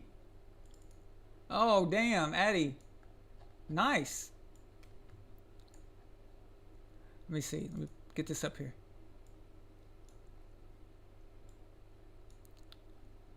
Okay, anyway, just to get it out of the way, the Buffalo Bills are going to win. So they're going to beat the Baltimore Ravens. And we can revisit that if there's any fans of those teams and want to talk about it. Addie, I'm so happy for you, dude. And I'm sorry there wasn't a show last weekend, but the wild card thing, and it's just a lot of stuff happened last weekend for me, also on a personal level, and I don't want to get into that, but wasn't able to celebrate your win with you. But we all, you've got to trust me, we all were happy for you. We posted it on the Facebook group all over saying, "Where's Addie?" And we kept saying, "Go Addie." Actually, every time the Browns scored or something happened, we'd say, "Go Addie." So it's as if the Browns are called the Cleveland Addies. So we even had some people in the Facebook group go, "Who's Addie? Who is this Addie guy y'all are always talking about? Who is this person?" And so we're definitely pulling for you. To be honest with you, I was just blown away by what they did to Pittsburgh. But Addie sends a $50 super chat. Actually, isn't this the first one of the night? yeah, it is. First, yeah. Addie sends $50 super chat. Thank you, man. He says 17 consecutive losses at Heinz Field. 18 years since the Browns made the playoffs. 26 years since their last playoff win. 51 years since their last road playoff win. It's all over now. It's all over. Years of despair are gone. We are finally happy fans.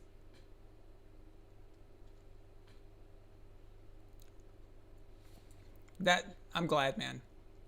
I'm really happy for you, dude. It's fantastic.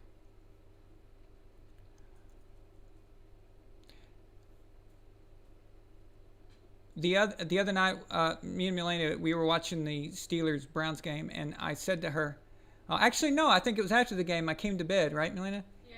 And I said, I go, I want you to think about something. I said, Addie just got to watch his team live in person, or not in person, but I mean live on TV, not in a historical record, to watch his team win a playoff game. Because For the first for the first time ever. And not only that, it was his first playoff game at all. Because I'm pretty sure that when the Browns were in the playoffs in '02, Addy probably was somewhere between the age of I don't know. three 3 to 6 years old, right? And I doubt he even remembers it. So like I can't remember much of anything when I was 3 4 years old. Not like something specific like a football game. I vaguely remember a Super Bowl between the Bears and the Patriots, but it's very faint, the memory. So, but anyway, the point is he's definitely never seen them win. And imagine going your whole life, okay? Imagine you're born,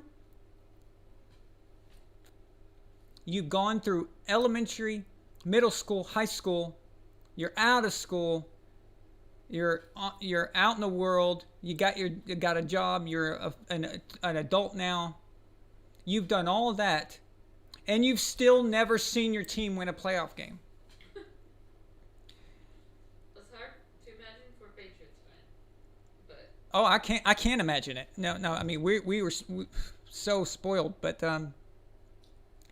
it's just it's insane to think about that. And really cool. well, I guess the Bills fans can say the same thing, that anybody who's his age. So Detroit, same thing, but Detroit still hasn't won, so it's gonna be a lot longer for them because I don't think they're getting any closer next year either. But Addy, thank you so much, man. Everybody is rooting for you. So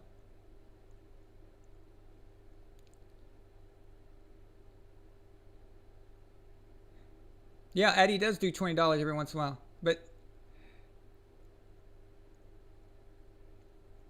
but I'm gonna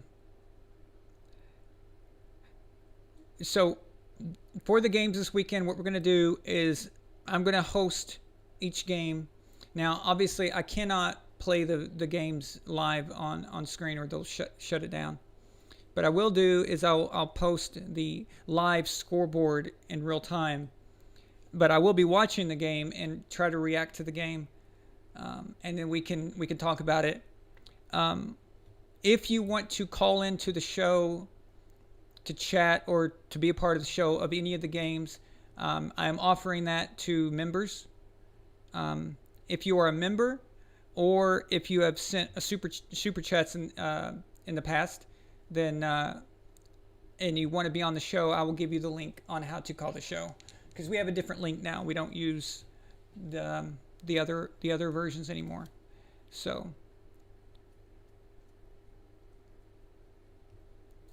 I for those, you guys may remember last year we did that as well.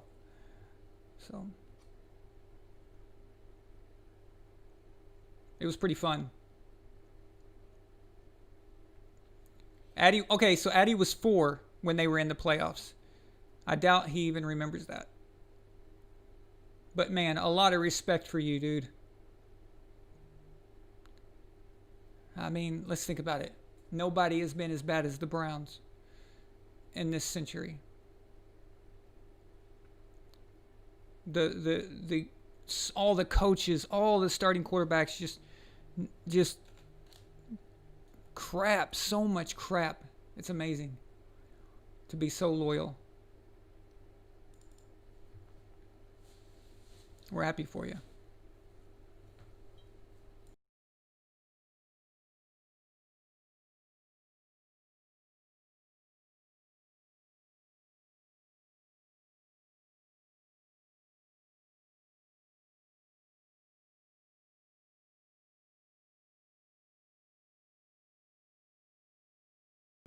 All right.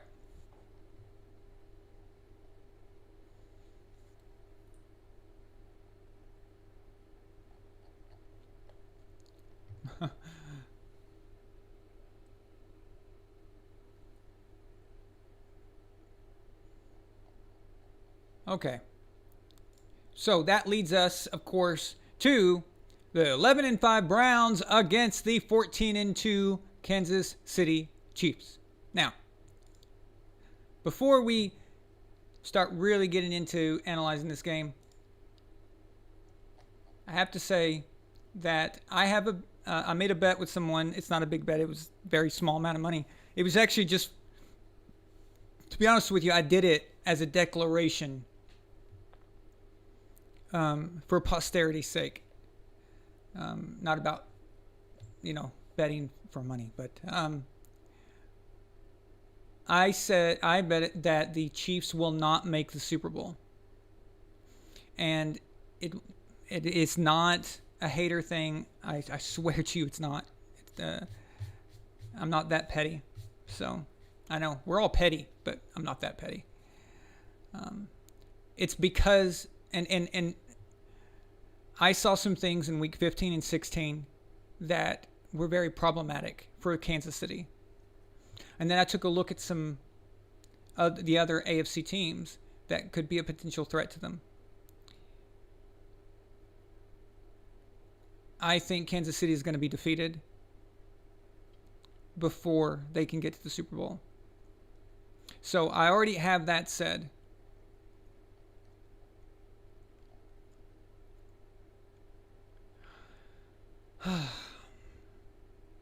But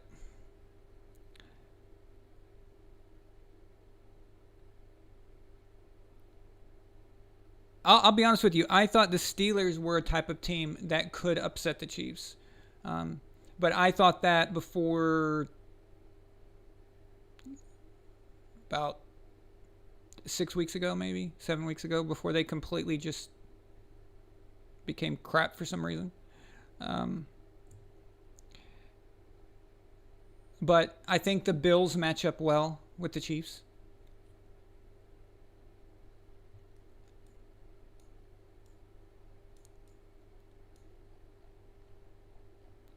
I am hoping and praying that the Browns can beat the Chiefs. Specifically, 100% specifically because of Addy. So I think we all agree we want to see Addy's team win this. We absolutely do. God, that would be amazing. Okay?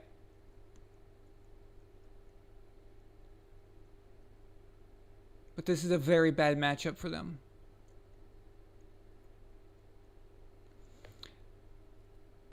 Kansas City pisses me off sometimes with their broken plays. Now, I think the red coat agrees with me on this. We've spoken about it before. But Kansas City they can have a broken play and then somehow make something out of it. That is the one thing that if you can keep that from happening, you've got a chance. I have not been impressed with Kansas City's defense that much. But more importantly, their offense has had some problems. There's cracks there. I don't think they're as good now as they were 2 years ago. I actually, to be honest with you, I think the Chiefs that the Patriots beat in 2018, I think that's the best Chiefs team that we've seen for the last 3 years since then. So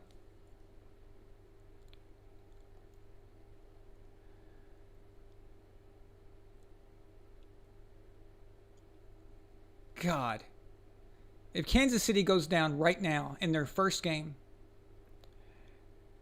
and it's to Addie's team, that might be the greatest thing that's happened in the NFL in 2 decades. I mean, the whole world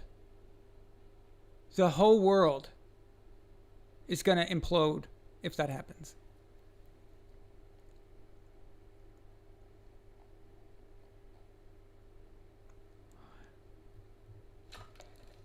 They've got to be opportunistic, and they cannot be stupid, okay?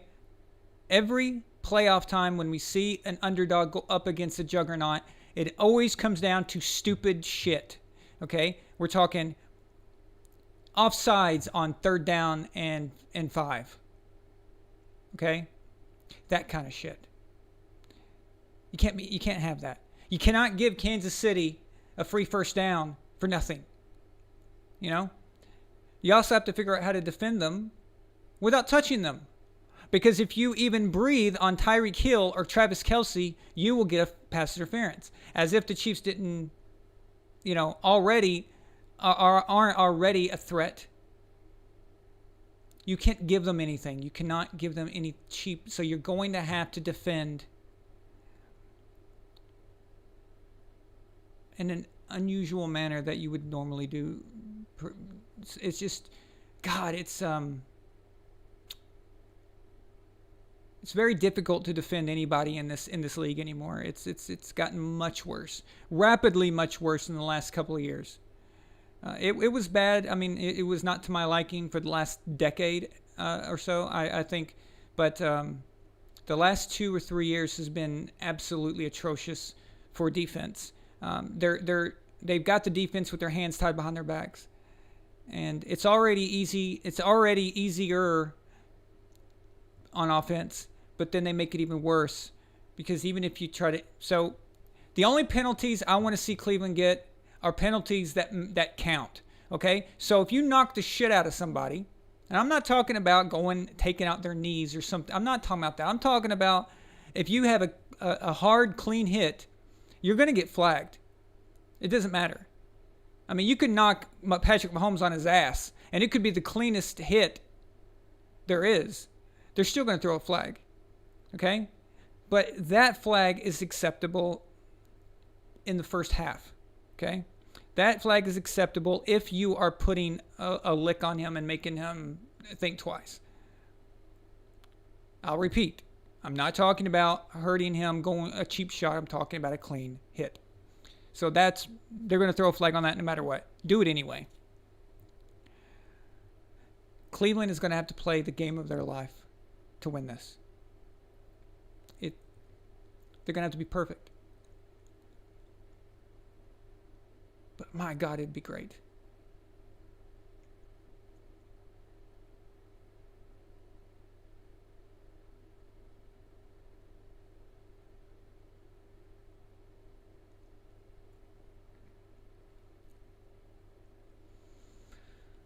I know the Chiefs, they don't make it, Jeremy, they don't make it very easy to like them. I'll tell you that much. Travis Kelce is very obnoxious, just as a person. And I don't know.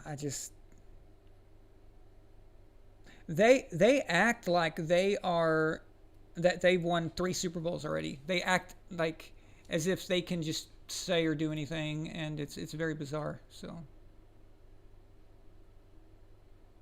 I just want the Browns to win. I want, God, I cannot tell you how awesome that would be. And I don't know, but Addie, would you drink too much? You're not in danger, right? You're not gonna have a heart attack, are you? If y'all win. So Israel sends a $5 super chat. Let me get it moved over here. Thank you, Israel. He says, Nick Wrong believes that Mahomes is the rightful MVP over Rodgers. Nothing would please me more than to see him and Kellerman and toxic fans suffer. That's exactly what I'm talking about.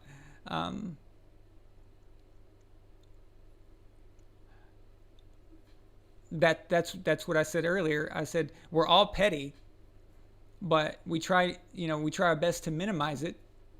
Um, and that pettiness is not even for the Chiefs. It's for the it's not, well, it is a little bit for the Chiefs, but because I actually personally I like Patrick Mahomes, but it's against guys like that. So Nick Wright, Chris Sims, Max Kellerman, Shannon Sharp to watch them get in, you know, just to watch them lose like that would be phenomenal. They always have an excuse though, right? But that's what we were talking about.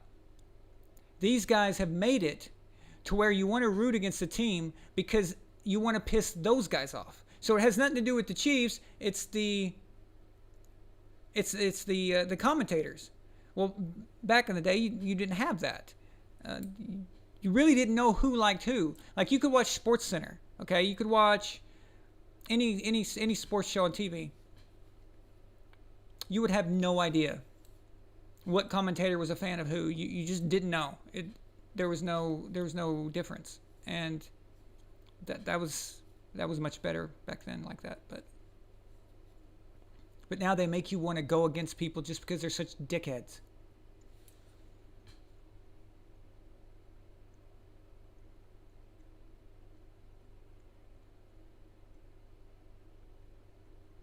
Yes, random Patriots fan, there is a rule in the NFL where you are allowed to handle Gronk like a punching bag. Yes. So the rule is that you can ride Rob Gronkowski like a horse. You can stick your fingers in his eyes. You can cut his knees out. You can jump on him like you're the little brother jumping on the big brother on his back. You can ride him all the way down the field. You can try to, do a Jason Bourne move and break his neck. All that's okay. All right? No flag, nothing to see here. But if Travis Kelce beats you and you reach out and you grab his ass cheek, it's a flag. Okay? If anybody doesn't believe that, watch the 2018 AFC Championship game.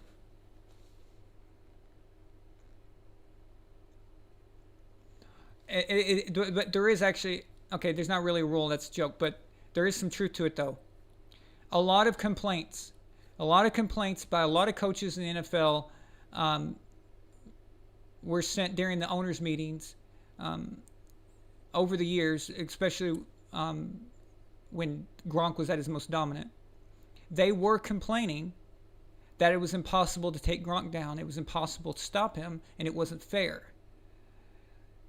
Yes, they actually did that. They actually whined about this. So the refs are targeting Gronk. They were letting up, and we've seen that over the years. I think if you're a Patriots fan, you've definitely seen clear pass interferences that weren't called. So there is something to that.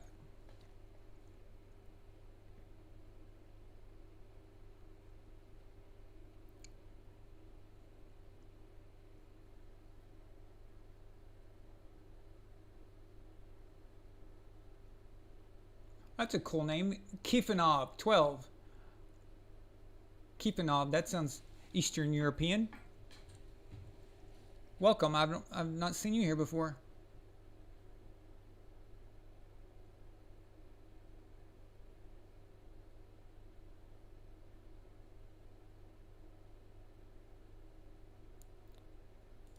Oh, Addy sends another super chat. Thank you, Addy. He says, Browns versus Chiefs is Progressive versus State Farm. Yes, absolutely. With these insurance companies, they're loving this one, right? Can you imagine? We're never going to hear the end of it if it's a State Farm Super Bowl between Aaron Rodgers and Patrick Mahomes. God, nobody wants to see that. Well, none of us want to see that. I'll tell you that much. That'd be hard to live through. But actually, Mahomes winning the Super Bowl this year would be worse than Aaron Rodgers even winning it. So Even though it's both will be very annoying. The amount of slurping and hyperbole and crowning that will go on for Patrick Mahomes is going to be actually worse than for Aaron, except with Chris Sims.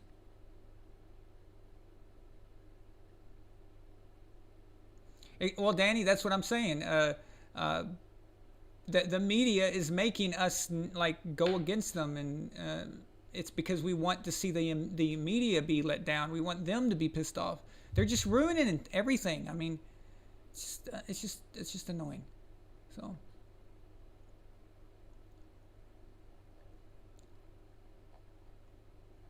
Oh, everybody, give Addie a hug. So, Addie, I'm gonna give you a hug, but that's not a sad hug. That's a go get him hug. Okay? Yeah.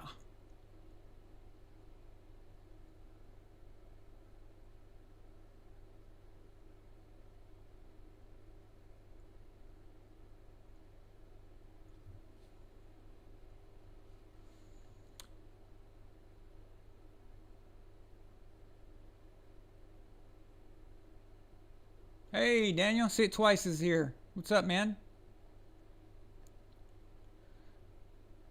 Yeah, we're still here. We just, I've gone off on a few ramblings here and there, so it's taken a little longer than expected. But we haven't been live in a while, so it's it. I'm having a good time. We still have over 40 people here, so we're still going strong. And plus, I had not covered. We've not covered the big Kahuna, the Bucks Saints yet. That one's last.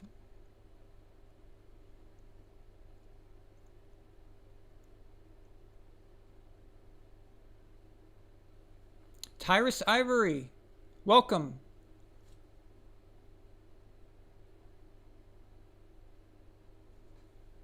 I like seeing a lot of new people here tonight. This is great.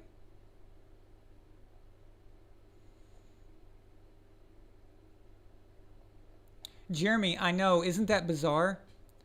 Okay, so I just want to tell you guys, Jeremy Starts says Mahomes has like 16 interceptable passes inexplicably dropped this season.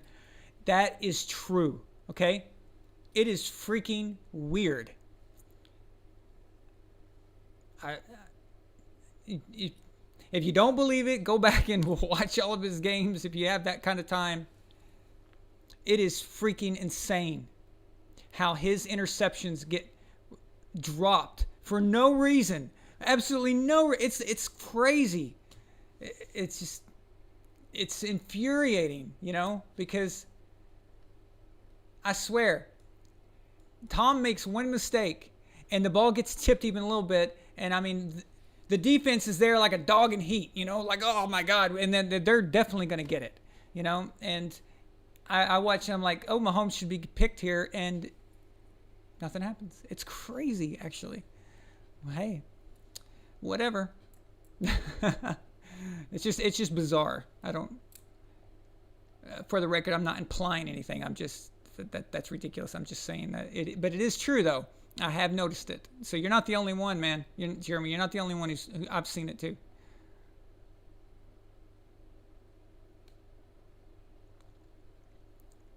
Tony Kenny, yes. Godwin has a bad case of the drops.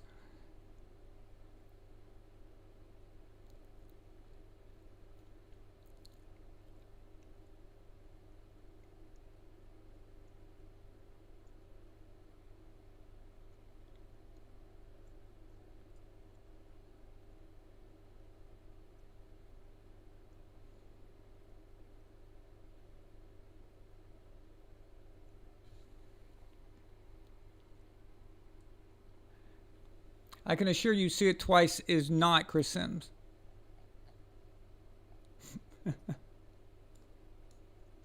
Addy, we're with you, buddy. Um, Obviously, if you were betting on these games, you're going to bet on Kansas City. It's at home. They only lost one game. I mean, I know they're 14-2, but that Week 17 game is irrelevant. However, Patrick has not played football in a while. that could be really good or it could be really bad, and we won't know until Sunday.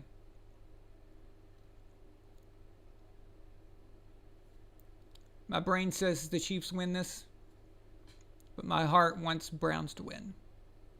So I will be happy, extremely happy to be proven wrong. So it's like a win-win situation there, I guess. Well, not really a win-win, because if the Chiefs win, I don't even care that I'm right. It's not like it's some kind of hard pick. It's simple. Every advantage is in the Chiefs column, basically. But no matter what, if you're a Browns fan, you won. You won a playoff game, and you did it against one of your biggest rivals. You took out the Steelers. That's got to be sweet, no matter what. Okay, so just let me stand up for a second. My knees are hurting. Give me 1 minute, 2 minutes, okay, and then we'll talk about the Saints and Bucks. Okay, so I'll be back in just like a minute or two.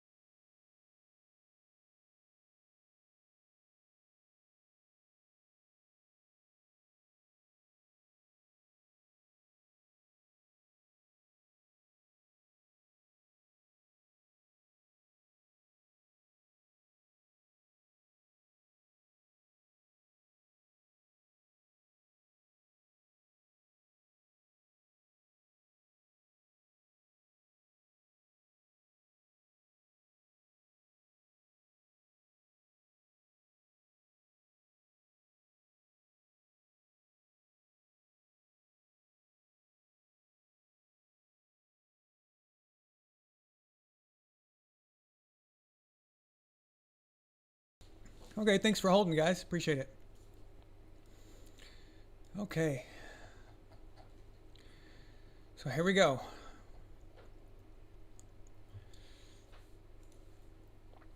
The 11-5 Buccaneers at the 12-4 Saints.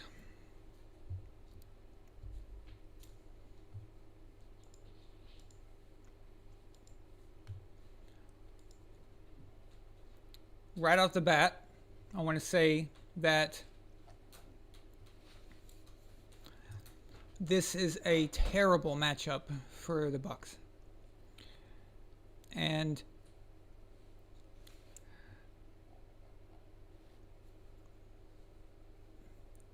what people are have been saying, and I went ahead and kind of checked on some opinion pieces, of course, so I kind of have an idea of what people are thinking. But it seems to be split. Some people think that the old cliche, it's hard to defeat a team 3 times in a row, and we hear that a lot. Of course, it's a cliche that anytime something like this comes up. I, I don't think that matters. I don't think the week one game has any bearing on right now. I think what tells us something is the game in Tampa Bay that they lost 38-3. That that is the game that we should look at and decide, has the Bucks fixed the problems that caused that? And in a joking matter, they would have fixed the problem if Bruce Arians had eaten himself to death, or was in a comatose state, or he was overfed cans of spaghetti and then someone kicked him. All of those things would be a really, really good indication that the Bucks have a good chance of winning this game. Okay. But in a serious manner,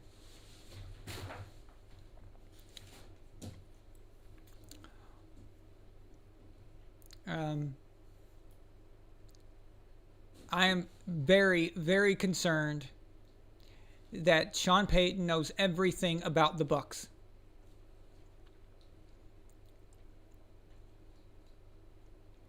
The only thing that can really make a difference right now is, one, if they have installed something. Now, I'm not talking about an entirely new offensive scheme. That's impossible at this point. But if they have at least tried to implement some things that the Saints have never seen before.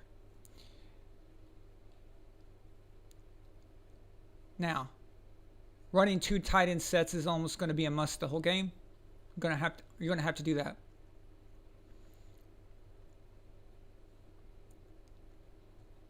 I just don't. I really don't trust the secondary. I know Drew is injured and he's having trouble throwing it downfield, but he doesn't have to throw it downfield. He's experienced enough. He's good enough to be able to utilize that. And what he's going to want to do is he's going to want to stay on the field the whole game. He's going to want to win time of possession. So you guys remember? So you Patriots fans out there will remember that when the offense we didn't have high flying perimeter wide receivers that could go deep like Randy Moss and stuff, and it was a short game, right? Utilized that and made it work by just winning time of possession, dominating time of possession, taking 8 first downs to get down to the field, right? Instead of 3 or 4. Having as many snaps on offense as possible. And it works, and we know it works. And that's what the Saints are going to do. We also can't underestimate the acquisition of Jameis Winston. That was a complete intel acquisition. They were not interested in Jameis Winston's services as a quarterback. I just don't believe that. They brought him in because he knows Bruce Arians' playbook inside and out. And we saw that. We saw that in both matchups, but definitely in the second one. The first one, the reason I dismissed the first one as far as its relevance to now is because it was week 1. Nobody had a preseason. Who the hell knows what was going on at the time? It was just chaotic, and I don't know how much relevance it has now. But the second game does have relevance. The Bucks are playing at their best right now, as were the Saints. I don't think the Saints are playing their best football right now. So we do know that momentum is a big factor.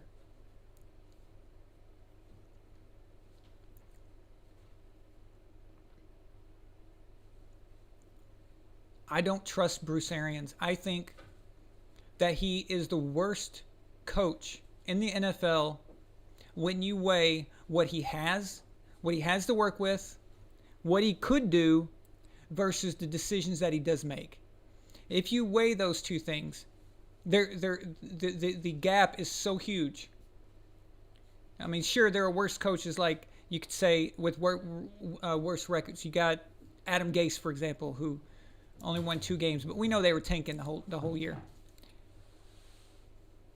But what was Adam working with, right? So you've got to measure expectancy and potential versus the outcome. And Tom freaking Brady is the reason why they went 11-5. If there's no Tom Brady there, this team is just as much of a disaster as it was last year, throwing 33. And what was it like 33 picks or 30 picks? 33 and 30 touchdowns and picks. And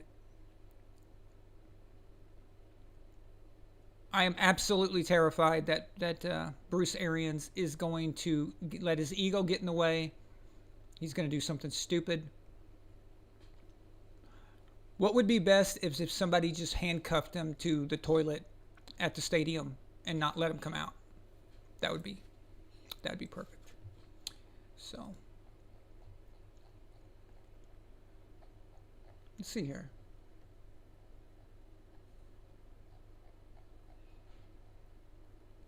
Oh, damn. Another $50 super chat.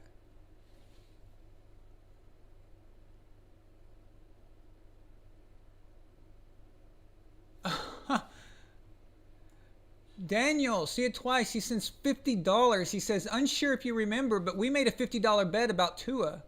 And while the parameters weren't fully met, I think you were clearly right that Tua isn't that good. Wow. Daniel, I do remember that.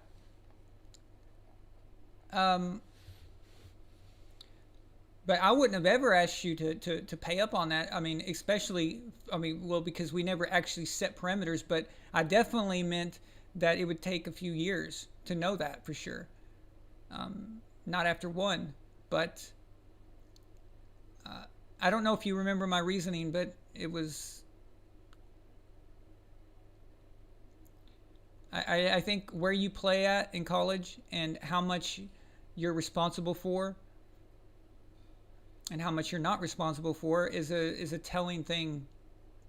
And also the interview process and the IQ thing and watching a player talk, all of that is a factor.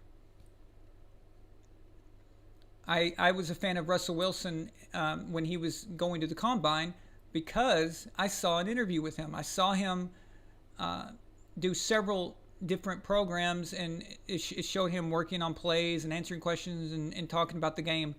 And that right there, it was off the chart. Okay, so the way he handled himself, I was like, this guy can be a leader. This guy has that it factor. So then I went back and looked at his college film, and of course it was good. And he was. It's not like he had a million all-star players. It's not like that. So there was a good combination of everything. When I evaluated Tua, I didn't like almost any of it. There's just so many things that wasn't NFL. To me, he spoke. He was the typical good in college, never going to make it in the NFL type of guy. There's a certain style in college that is just successful, especially if you're on a great team like he was.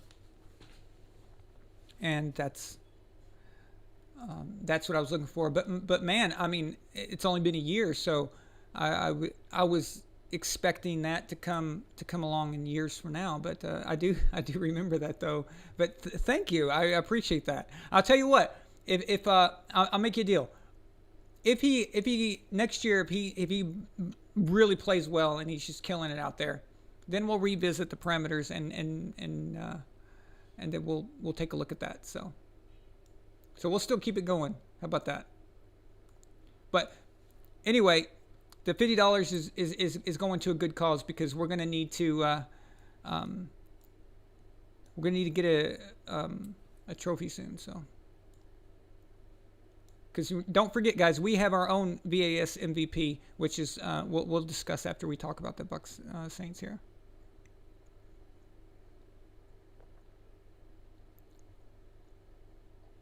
But thank you so much, man. Appreciate it. Thank you all for your super chats tonight. You guys are awesome.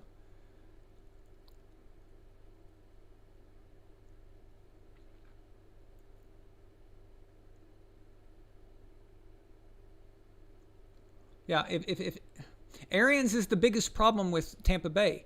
Uh, I he's the X factor. He's the guy. Um, he's the guy that can screw this all up. So it's just the least the least he's involved, the better.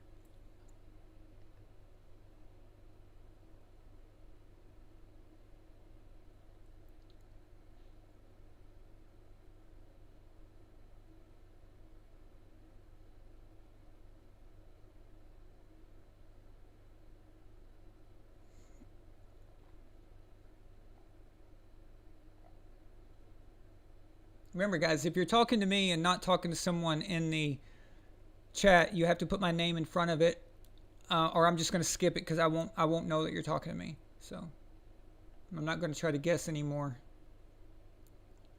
because I can't tell if you're responding to someone else or not.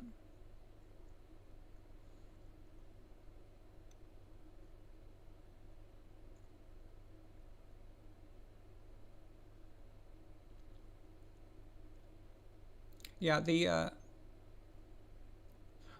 Saints is a terrible matchup for the Bucks. And listen, football is all about matchups. You can talk about record, you can talk about who's got what players and whatever. It doesn't matter. Matchups is what matters. I don't care if you're 9-7 playing a 12-4 team. If you are a bad matchup for your opponent, yeah, it's a problem. In the Saints' case, is that they actually are the better team already, and they've got the Bucks number. They just match up. This is terrible for the Bucks. If Brady and the Bucks can win this, I mean, to already add to what Tom Brady's achieved is it seems impossible. But to beat a team like the Saints, that's a quality team. To say that you stopped Drew Brees in his quest for another Lombardi when the Saints are such a good team, they've got so many good elements, they've got a great coach. That will be one of his most solid playoff victories in his career, if he can do that, if they can pull that off, okay. But I don't like the matchup. I can't lie. I mean, I'm not going to sit here and say, oh, it's make up stuff saying how, oh, well, no.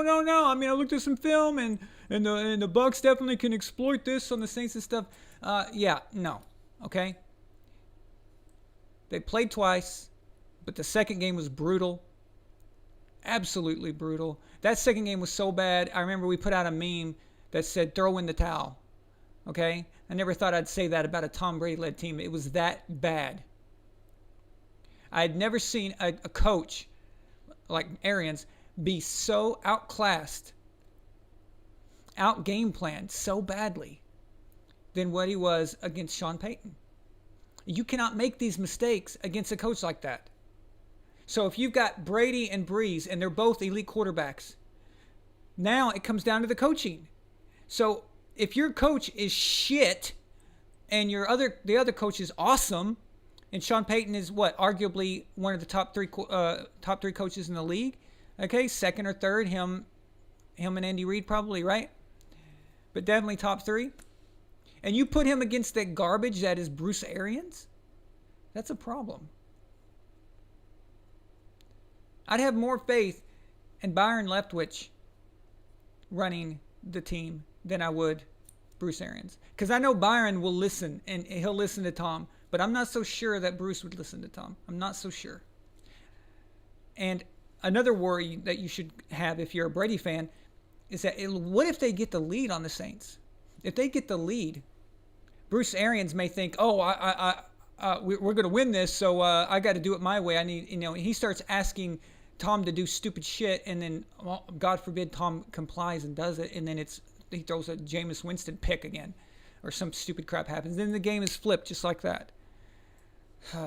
I'm just saying, if the Bucks win this game, if the Bucks can beat the Saints, if they can show that they've adjusted against the Saints, if they can prove that, and they can show that the last 4 weeks that they've been playing really well, at least on offense, if they can show that that is a legitimate thing, that they can keep doing it by beating the Saints, then I absolutely have no doubt that they can win the Super Bowl.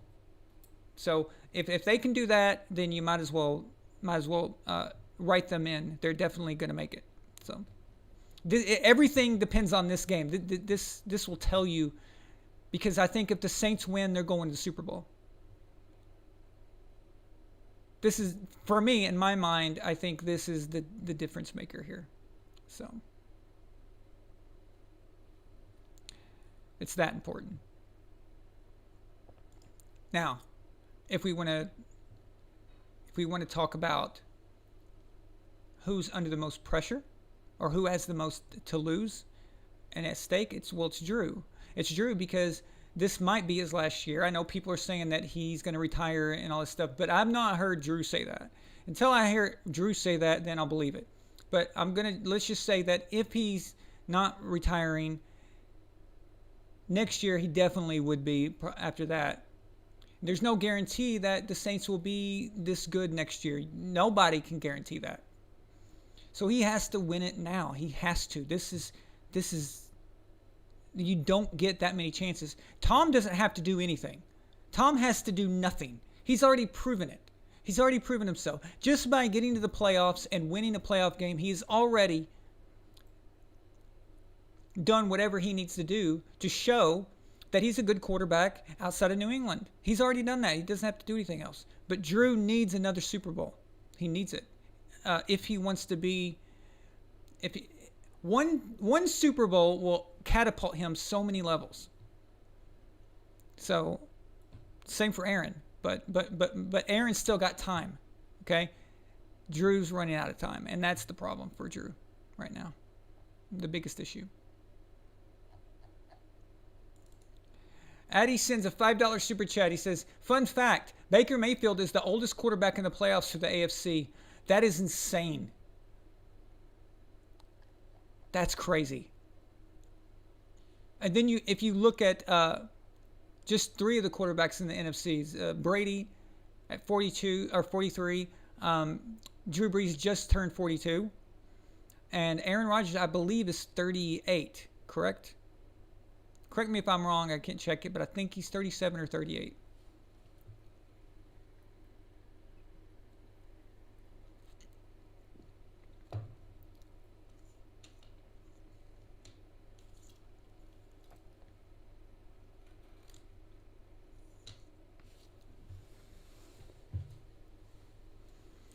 Well, Addy, yeah, there are a lot of teams that are going to have a salary cap issue next year. Not New England.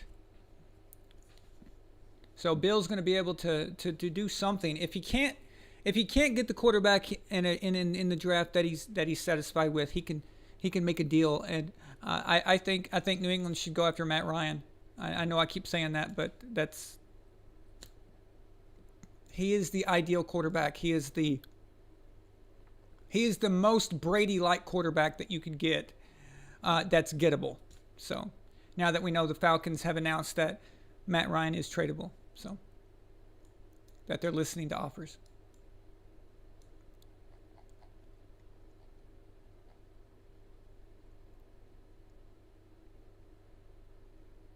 Yeah, that's crazy, Addy.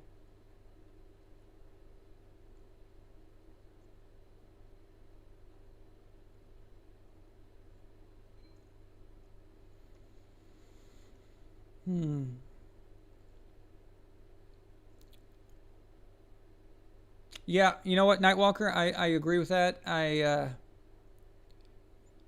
Arians is quick in shifting blame immediately to the players. So if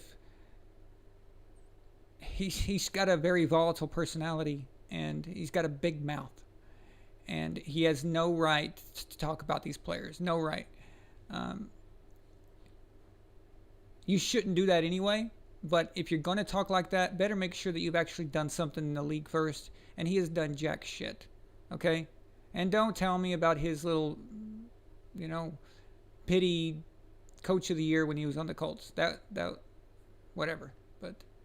And I know he got one when he was on the Cardinals, but that's not enough to call out Tom Brady or Gronk or somebody like that.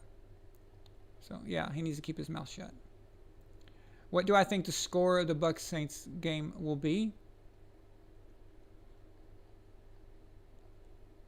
It's going to be close. Um,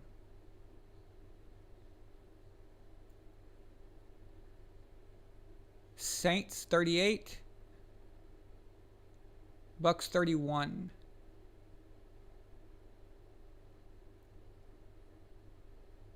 That's what I would go with if I was placing a bet on the game. That would be the safest bet. I have to see I have to see that the Bucs have done something. It's not just about Tom. If the defense didn't adjust, let's not forget that secondary is shit. It's complete garbage. You know?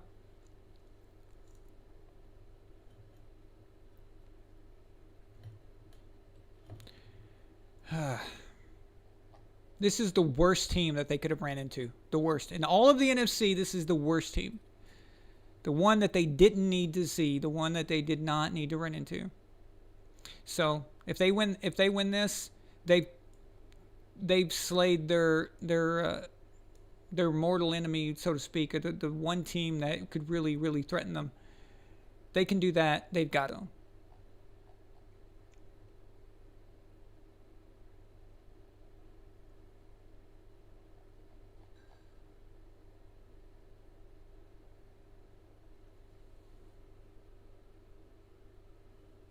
That's true. That's true. There isn't a coach in the league who has the clout to say anything bad towards Tom. That's very true. But if you're going to try that, at least at the very minimum, be able to say that you've won a Super Bowl, right? At the bare minimum, be able to say that. But you shouldn't do it anyway.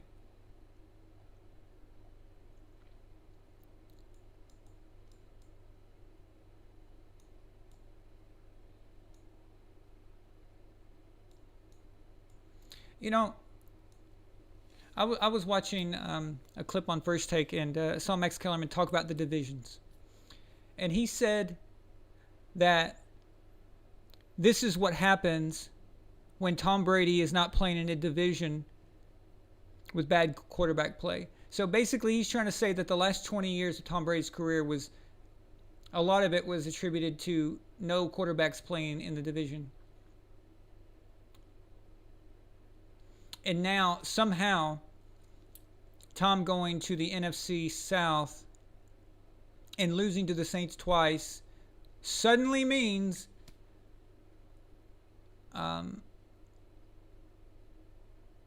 somehow that his game isn't as if it proves something. Okay. First of all, Tom is 43 and a new team, so any negatives can, first of all, they can be swept under the rug. They can be explained away. He's already done enough to prove himself, in my opinion. Now, anything he does good is just gravy. It's just more stacking icing on the cake. But then you have all those idiots who follow things like, oh, he can't win without Belichick. He can't win outside New England. He can't win outside the AFC East. And it's always something. They're always moving the goalposts, right? Well, for me, he never had to do that. But for everybody else, apparently so. I didn't realize that Matt Ryan was, he's a pretty good quarterback. I didn't know he was shit. Tom outplayed him twice this year. I think Teddy Bridgewater's a pretty damn good quarterback. I'm not saying he's, elite or anything, but he's not bad. So Tom beat them twice, or outplayed them twice, I should say, because quarterbacks don't have anything to do with each other. That they play the defenses, but people like to talk about that.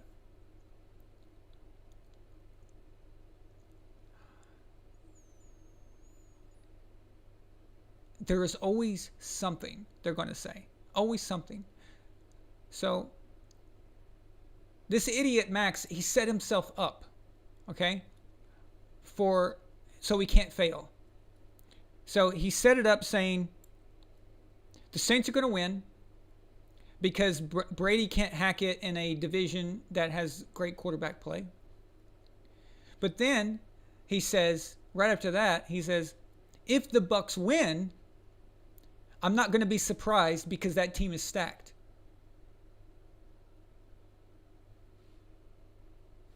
Okay. Well, which is it? Which is it? I mean,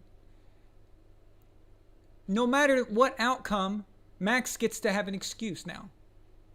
These guys are the biggest pansies. They can't even just go out on a limb and just say, okay, I'm going to die on this hill. This is who I'm going with. This is the deal. This is the statement. This is what I think it is. I mean, they've got to set it up to where they can say that they were right no matter what. And they never admit it if they're wrong. They never admit it. They never face it. It's ridiculous. I would give anything to be able to debate those guys. Anything. On live TV, they don't get a script. Nobody tells us what the exact questions are going to be. Maybe we know the topic, but you don't know the exact questions. I would love to debate him. God, it would be awesome. Because they use the same things over and over again. They don't go outside of themselves. I've even seen times where journalists will talk to them, or some fan will come up to them and talk to them, and then they'll post it on YouTube. So it's them personally talking, not a script. And they say very similar crap, like very dumb logic that makes no sense, and the same thing over and over again that has been debunked 1,000 times.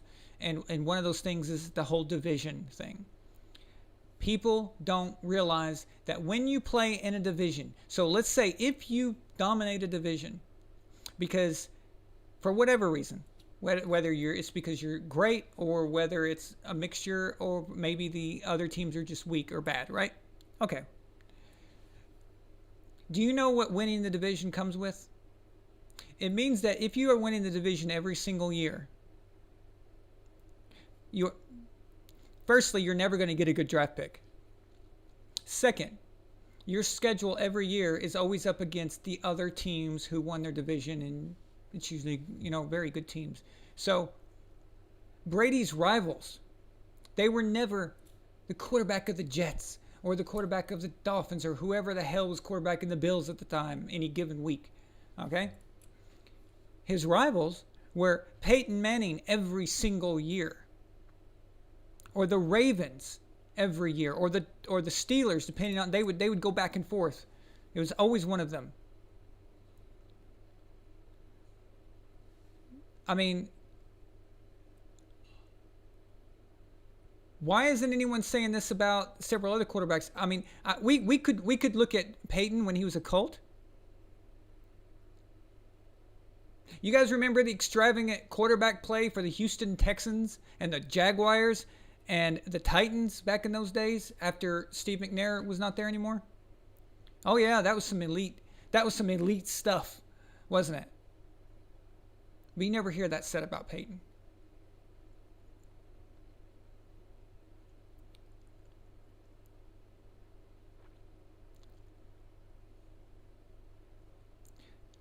I mean, I don't know about you guys, but I have been completely blown away by the amount of quarterback play, the greatness of the AFC West, the greatness of the Raiders and the Chargers and the Broncos. Oh yeah, I mean, Mahomes has been dealing with a juggernaut over there, right? Come on, please. Whatever.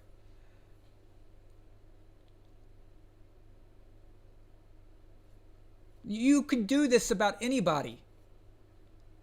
You could take any block of time and find something wrong with it if you want to find something wrong with it.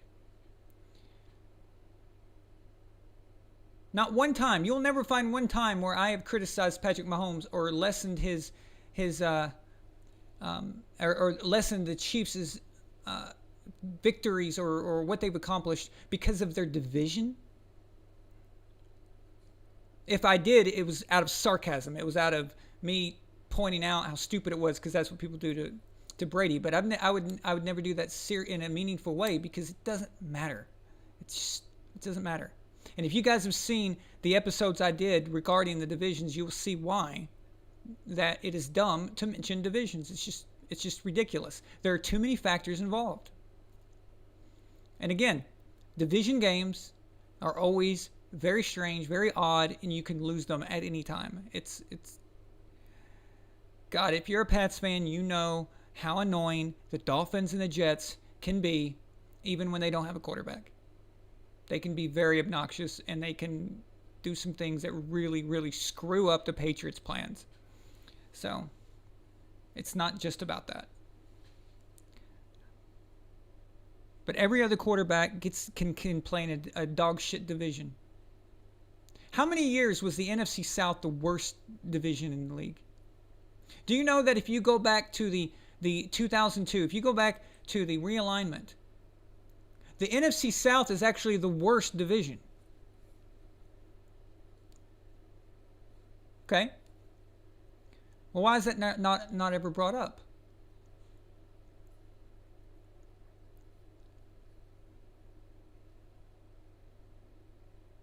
I mean, Aaron Rodgers, he's been dealing with the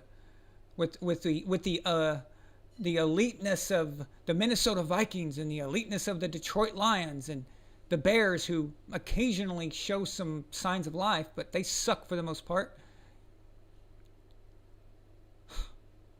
Yeah, Shaq, exactly. The greatness of Kerry Collins, exactly. Kerry Collins for the Titans. Oh yeah, he was a real threat to Peyton Manning's throne in the AFC South. He was a real threat. This is such bullshit. And nobody on those shows say this to guys like Max. They have how many freaking talking heads does ESPN have? They have like 14, right? There's always a new guy every day. Some guy I never heard of, or some guy who played quarterback for one day for the Lions or some shitty team, and then all of a sudden he's got like a speaking role on every episode. And you're going, how come none of these idiots ever say what we say? Just go off script and just say, hey, listen, Max, you're a moron, dude. You can't say that. This is why. Da, da, da, da, da. It's just infuriating.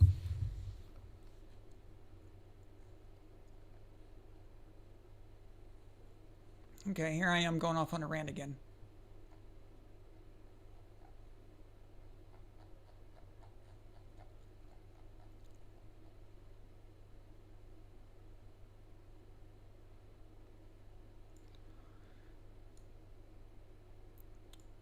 To say that someone's division has anything to do with their sustained success is one of the laziest, mentally ridiculous arguments you could make. It's up there with system quarterback. Yeah, I think that those are on par with each other. System quarterback and division, easy division, is probably the two dumbest points that people try to make when they're trying to criticize a team or a player.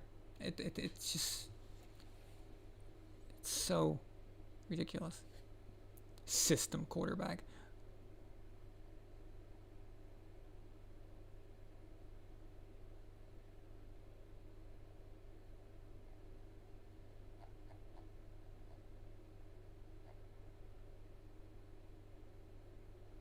Any given block of time, a 3 or 4 year block of time, there's always every division is going to have one team that is outperforming everyone else, and they're going to have some very, very bad teams in with there. It's actually rare to have a division where everybody is good. Like there was a time not too long ago actually where the NFC West was crazy good. Like everybody in that division was awesome. and that's a rare thing to have that. That's actually the outlier.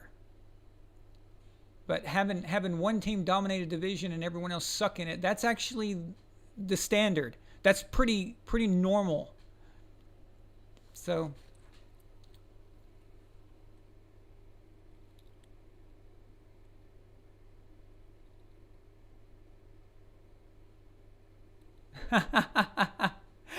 Kipanov, yes, you're right. I stopped myself. I was about to use the R word. Yeah, yeah.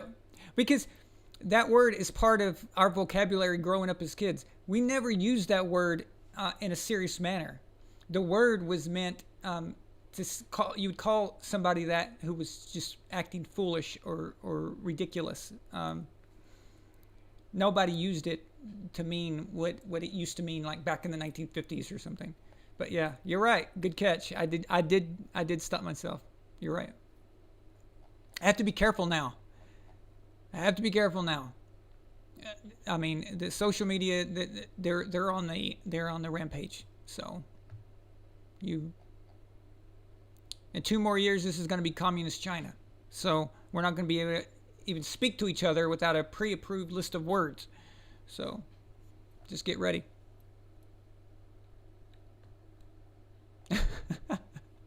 Maria, exactly. You heard that? And then I changed it. I mean, it was the most intellectually stupid thing you could say. There you go. Ricola. Rex Ryan. Shaq? Yeah, exactly. Maybe I was going to say Rex Ryan. When in grade school we had a couple of kids who were mentally deficient, who can you even say that? Who had some kind of problem, and we protected those kids. We did everything we possibly could to make sure that those kids, their lives were as good as possible. We defended them, we protected them. Nobody could say anything mean to them, and we would never call them that.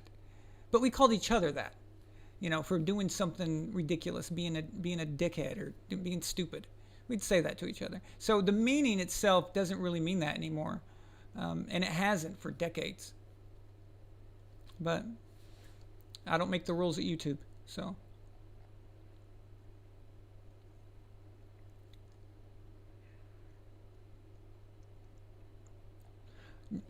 Listen, the amount of goalpost moving, okay, that they have for Tom Brady, it is just insane. Okay, the level at which they go to do that, it's absolutely crazy. Every single week there is something new. Every week. Ah, crap! Just a second. My cat altered the light.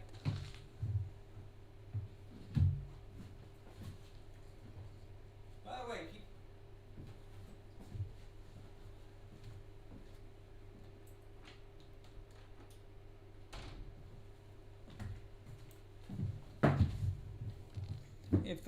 if you guys remember my that kitten Ramses I had, the little bitty one, he's big now. Like he's growing fast. So come on, random Patriots fan. I'm being a boomer again? Really? I'm trying my best. I'm trying my best to sound young. I know. Dude, you won't believe it. The okay, so I go to, of course, most of you know that I go to school here in Bulgaria, right? So because of COVID, we have to have the classes on video online, and I don't want the other classmates and my teachers to know my age, so I protect it pretty well. I usually wear a beanie. I wear something, I dress the part to look young, and nobody questions it. Nobody. And when they find out my age in the very small, rare occasions over the last 4 years, 3 years, 3.5 years, It's only been caught a few times, and that was not because of visually, but something I said. But recently we were talking about the teacher was talking about the Cold War. Um, yeah, exactly, Addie. How do I look like a fellow kid? Wear a beanie. Okay, so I look at what they're wearing and I just dress like them. Like when I was going to school there in person before all this started, the COVID started, I wore my backpack on my back, and then when I walked, I put my thumbs like in the thing because all the other kids were doing that. I don't know if it's like that in America, but the European students were doing that, and I did it. Nobody knows my age. It's crazy. But recently, the teacher was talking. The professor was talking about the Cold War, Union in America, and I slipped because I'm a very conversation person. Like a lot of the students, they don't even talk during the classes, but I like to talk a lot. So when the teacher, he'll say, "Does anybody know da da da da?" and I'm always quick to want to answer because I enjoy it and it's just my personality. But he mentioned the fall of the Berlin Wall, and he was asking different questions about it. And then he actually called me out and said, "Aaron, do you know when the Berlin Wall fell down?" And then I was sleeping right before class and I wasn't thinking. And I said, "Oh yeah, in fact, not only do I know, I remember it."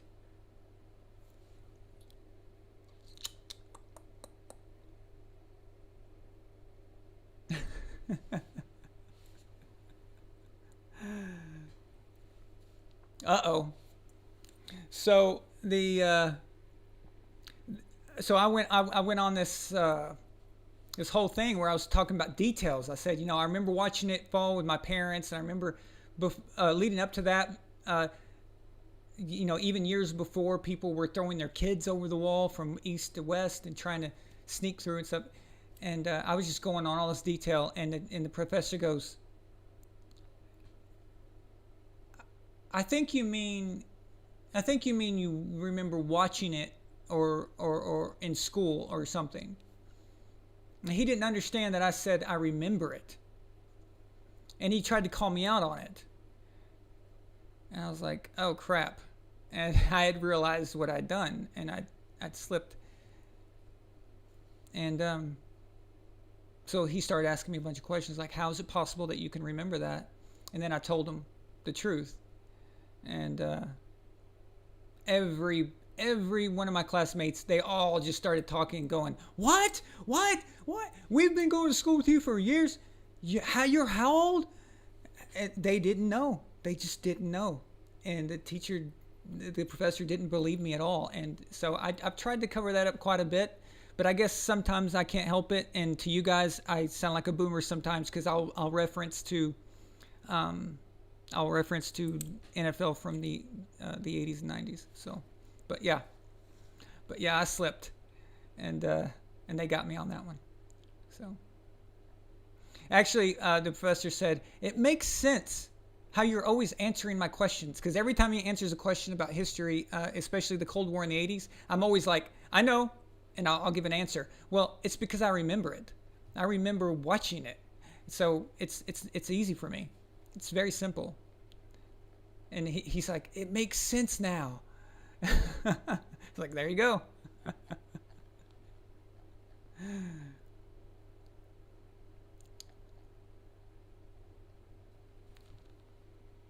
Yeah, Danny, I'm in Bulgaria. I've been going to the university here since 2017. Shaq. Shaq said, "When I met you and I found out your age, I had the Pikachu face." Yeah, everybody does that. Danny, I was born in 1980. I was born in 1980, and I'm going to school with 19-year-olds, and they didn't even suspect me.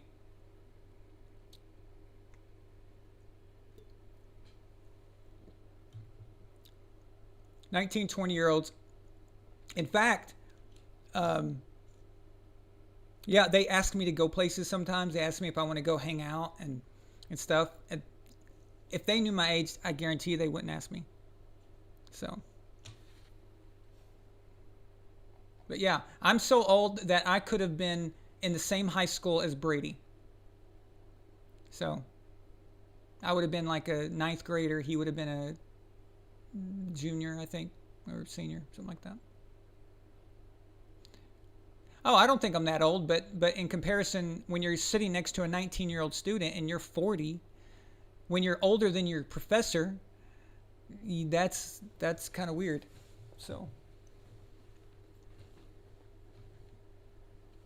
Danny, that's a good question. Is it history if you lived through it? I mean, yeah, that's a. It's just memory for me, as where other people have to study it. That's funny. Yeah. So, Kalex, welcome. I haven't seen you here before. I'm glad to see all these new people tonight. This is great.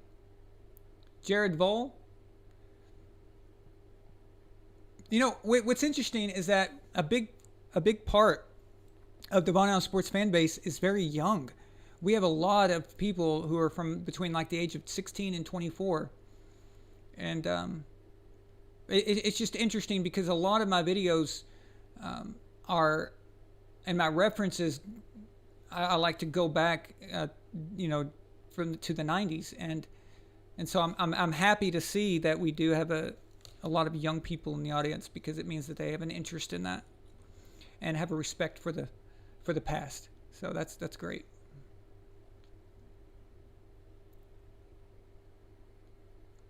But yeah, I'll admit the university is easier for me than the other people in class. I see them struggling because they're having to remember things that they don't know about. And for me, I was studying. I do this stuff for fun. Okay, so for entertainment, I'll go on YouTube and watch a documentary about trade wars between India and China in 1950. Okay, like some crap like that. I'll watch that and just for fun. So school is very easy for me. I'll tell you this much: going to school, going to university as a 19-year-old or as a 39-year-old, big difference. Big difference. Much simpler. So.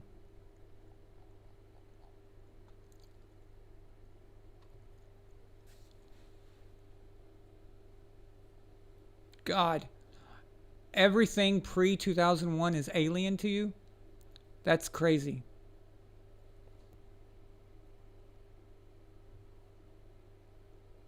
I was having band practice in my a band I was in, an industrial band, music band called Nuclear Winter in 2001 when September 11th happened.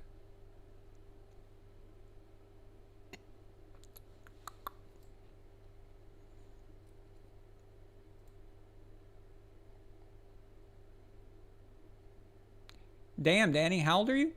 Wow, you're 57? Crazy.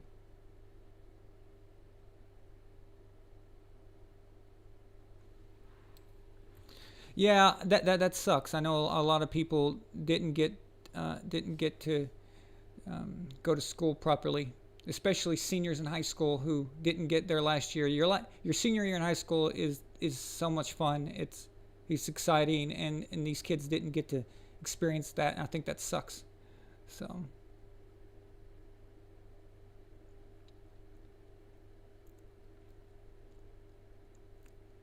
Well, let me tell you something, some random Patriots fan, and I'm serious. This is very good advice. The more you know about history, the better prepared you are for the future. History is literally a blueprint, okay? So if you could have a map to what's going to happen, history is that map. So everything comes in cycles, always. It's always like that. I could reference something, I could tell you something that's going to probably happen, like in a government, in our country, for example, in 10 years, based off of a pattern that happened in the Roman Empire or Roman Republic. I could like cite you the trend and the trajectory of the same very similar situations. And if you're a football fan, go back and look to football previously, and then you can see developments. You can see things that are trending towards something that's happening right now, and you can apply that to anything.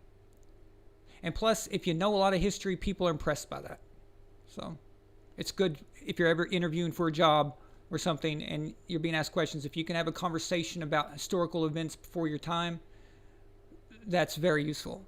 So don't ever think that that history is useless. In fact, when you're in school, like middle school and high school, remember when we were kids, guys, we would say, why do I have to take this class? It's pointless, or I'm never going to use it, okay?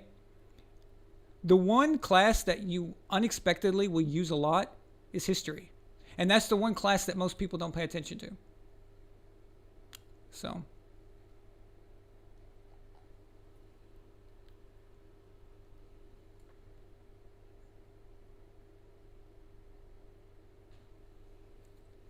Israel, yeah, I've made that argument before.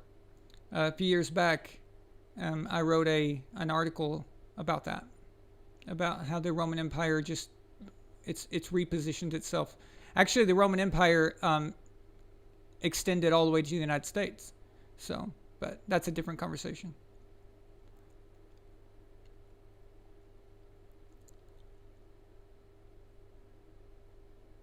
Will the Democrats be corrupt in 10 years? Everybody in Washington is corrupt. So yeah, in 10 years they'll still be corrupt. They're all pieces of shit. So there's no difference. There's no difference. They're the same person. So they're just actors. Think of them as wrestling. Whoever's president, the other side becomes the bad guy. And they're the opposition. But at the end of the day, they're all wrestlers. And after Monday Night Raw and SmackDown's over, they all go have dinner together. And they're probably even roommates in the hotel rooms that they're in. That's politics right there. It's exactly the same thing.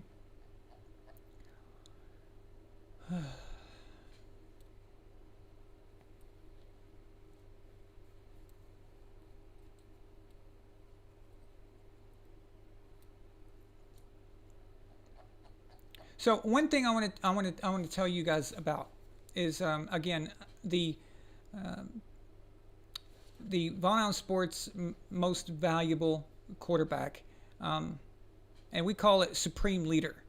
As you guys know that probably know that everything VAS related, I use a Roman Empire theme. So like we have Legion, we have the Praetorian Guard, and we have different levels in the memberships. And I'm just a big fan of that. It's my favorite historical period, probably.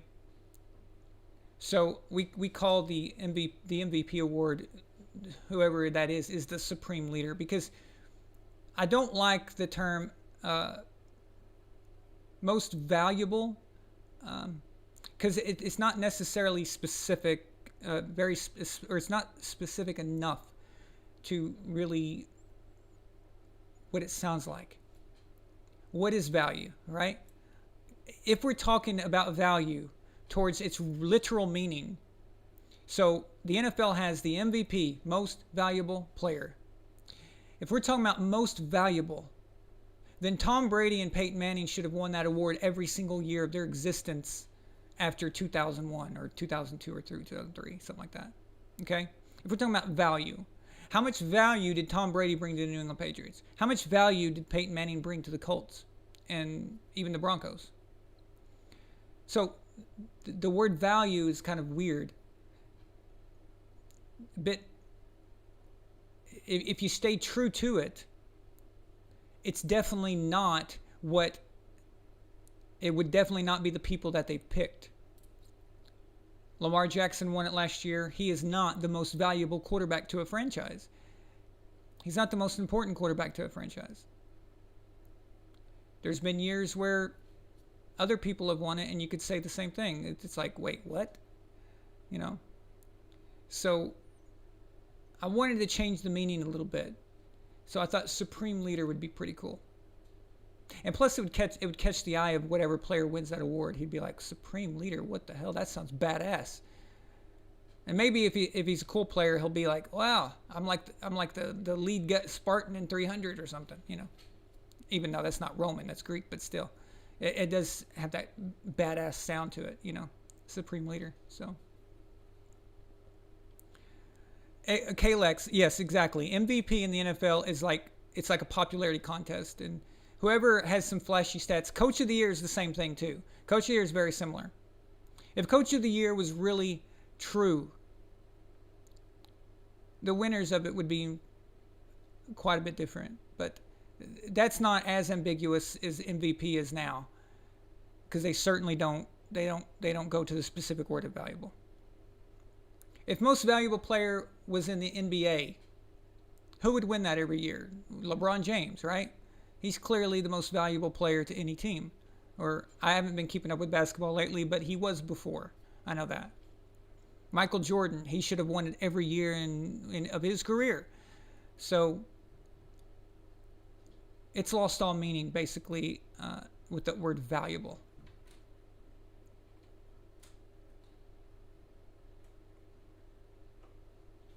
There's some years where they get it right. 07, for example. 2013. Those are years where it's very clear, very obvious. So,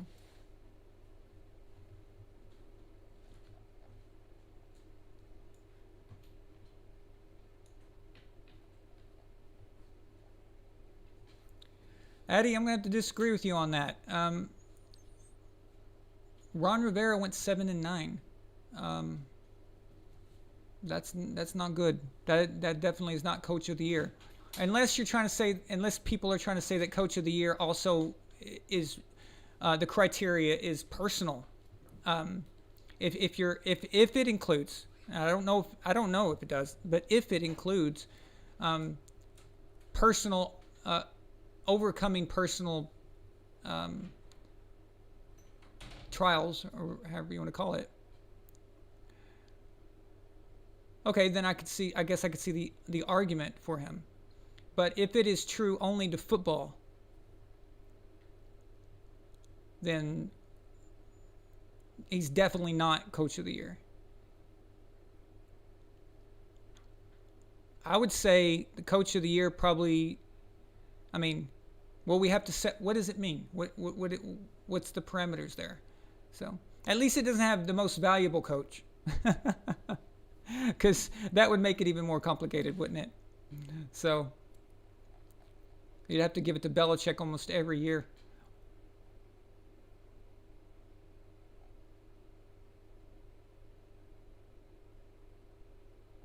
Okay, Jared, based off of the parameters that they've set over the years, based on that, I think Sean McDermott is probably the best pick. Definitely the best pick. So,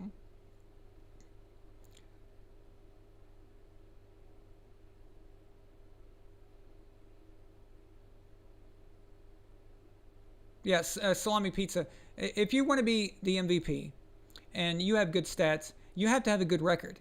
If you're leading a garbage team, I don't really care about your stats at all. And you guys, a lot of you guys will know that in our quarterback award, you get more points for stats. So your stats have more value if you win the game than if you lose the game, because winning is the number one thing overall.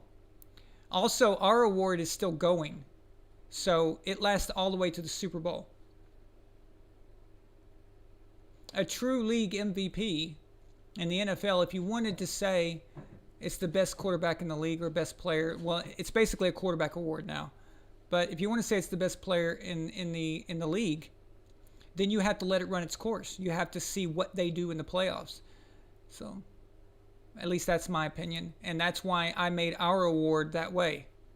So, by the way, I contacted a manufacturer who is going to make a custom award for us.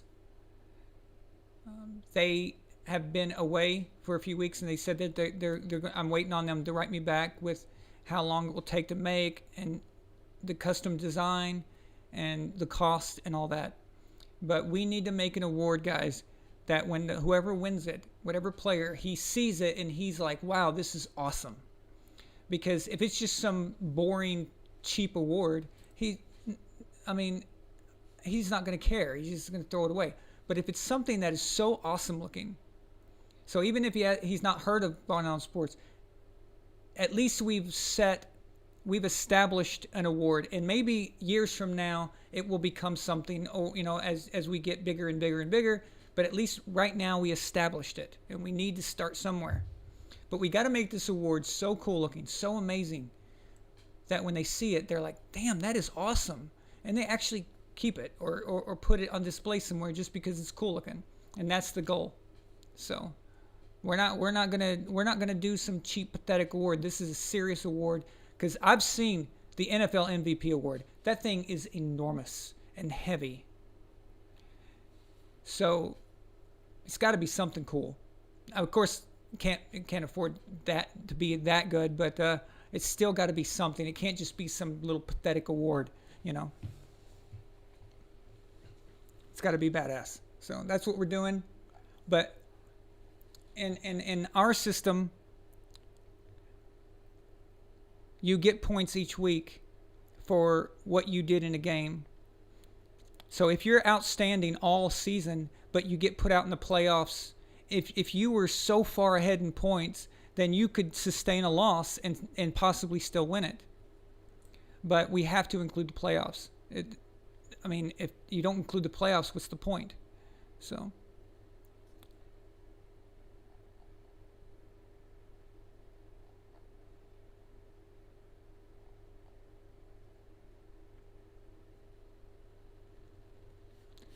Yeah, Danny.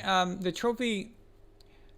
That's what I'm going to work with. They have their own their own graphic designers, and I'm going to kind of explain to them what I want or what we want. I was actually going to have an episode in the downtime. The 2 weeks before this. So there's 2 weeks before the Super Bowl. So to fill in that gap, that weekend in the middle, I was going to host an episode where I talk to you guys about it. And we take, people, you guys can give your opinion and kind of, we'll go over some different ideas and stuff like that. So.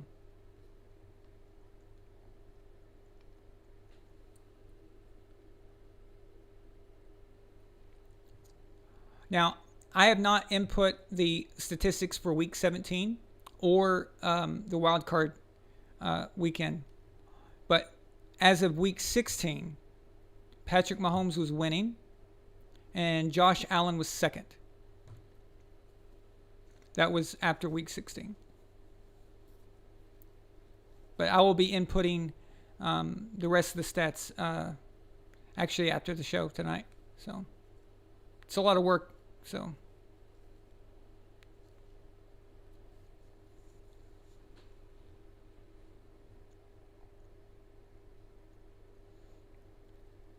Okay.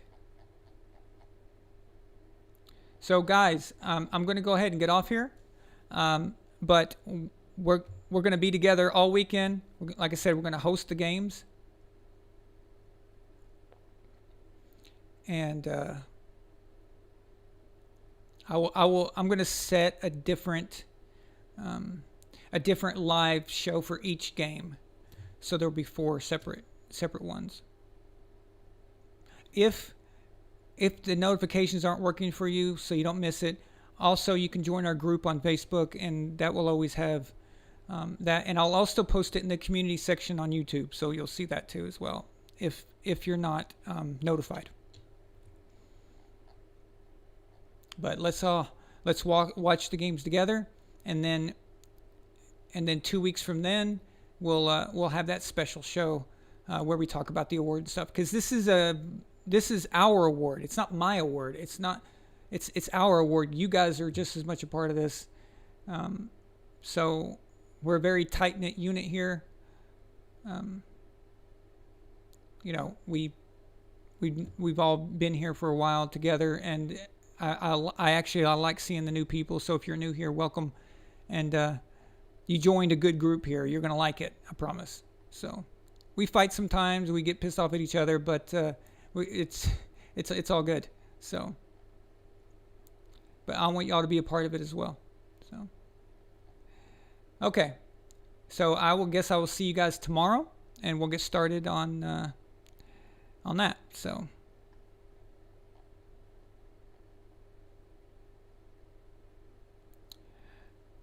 Have a good night, and thanks all of you for the super chats. You guys are awesome. I really appreciate all of you, and welcome all the new people. Thank you guys so much, and see you tomorrow. Good night.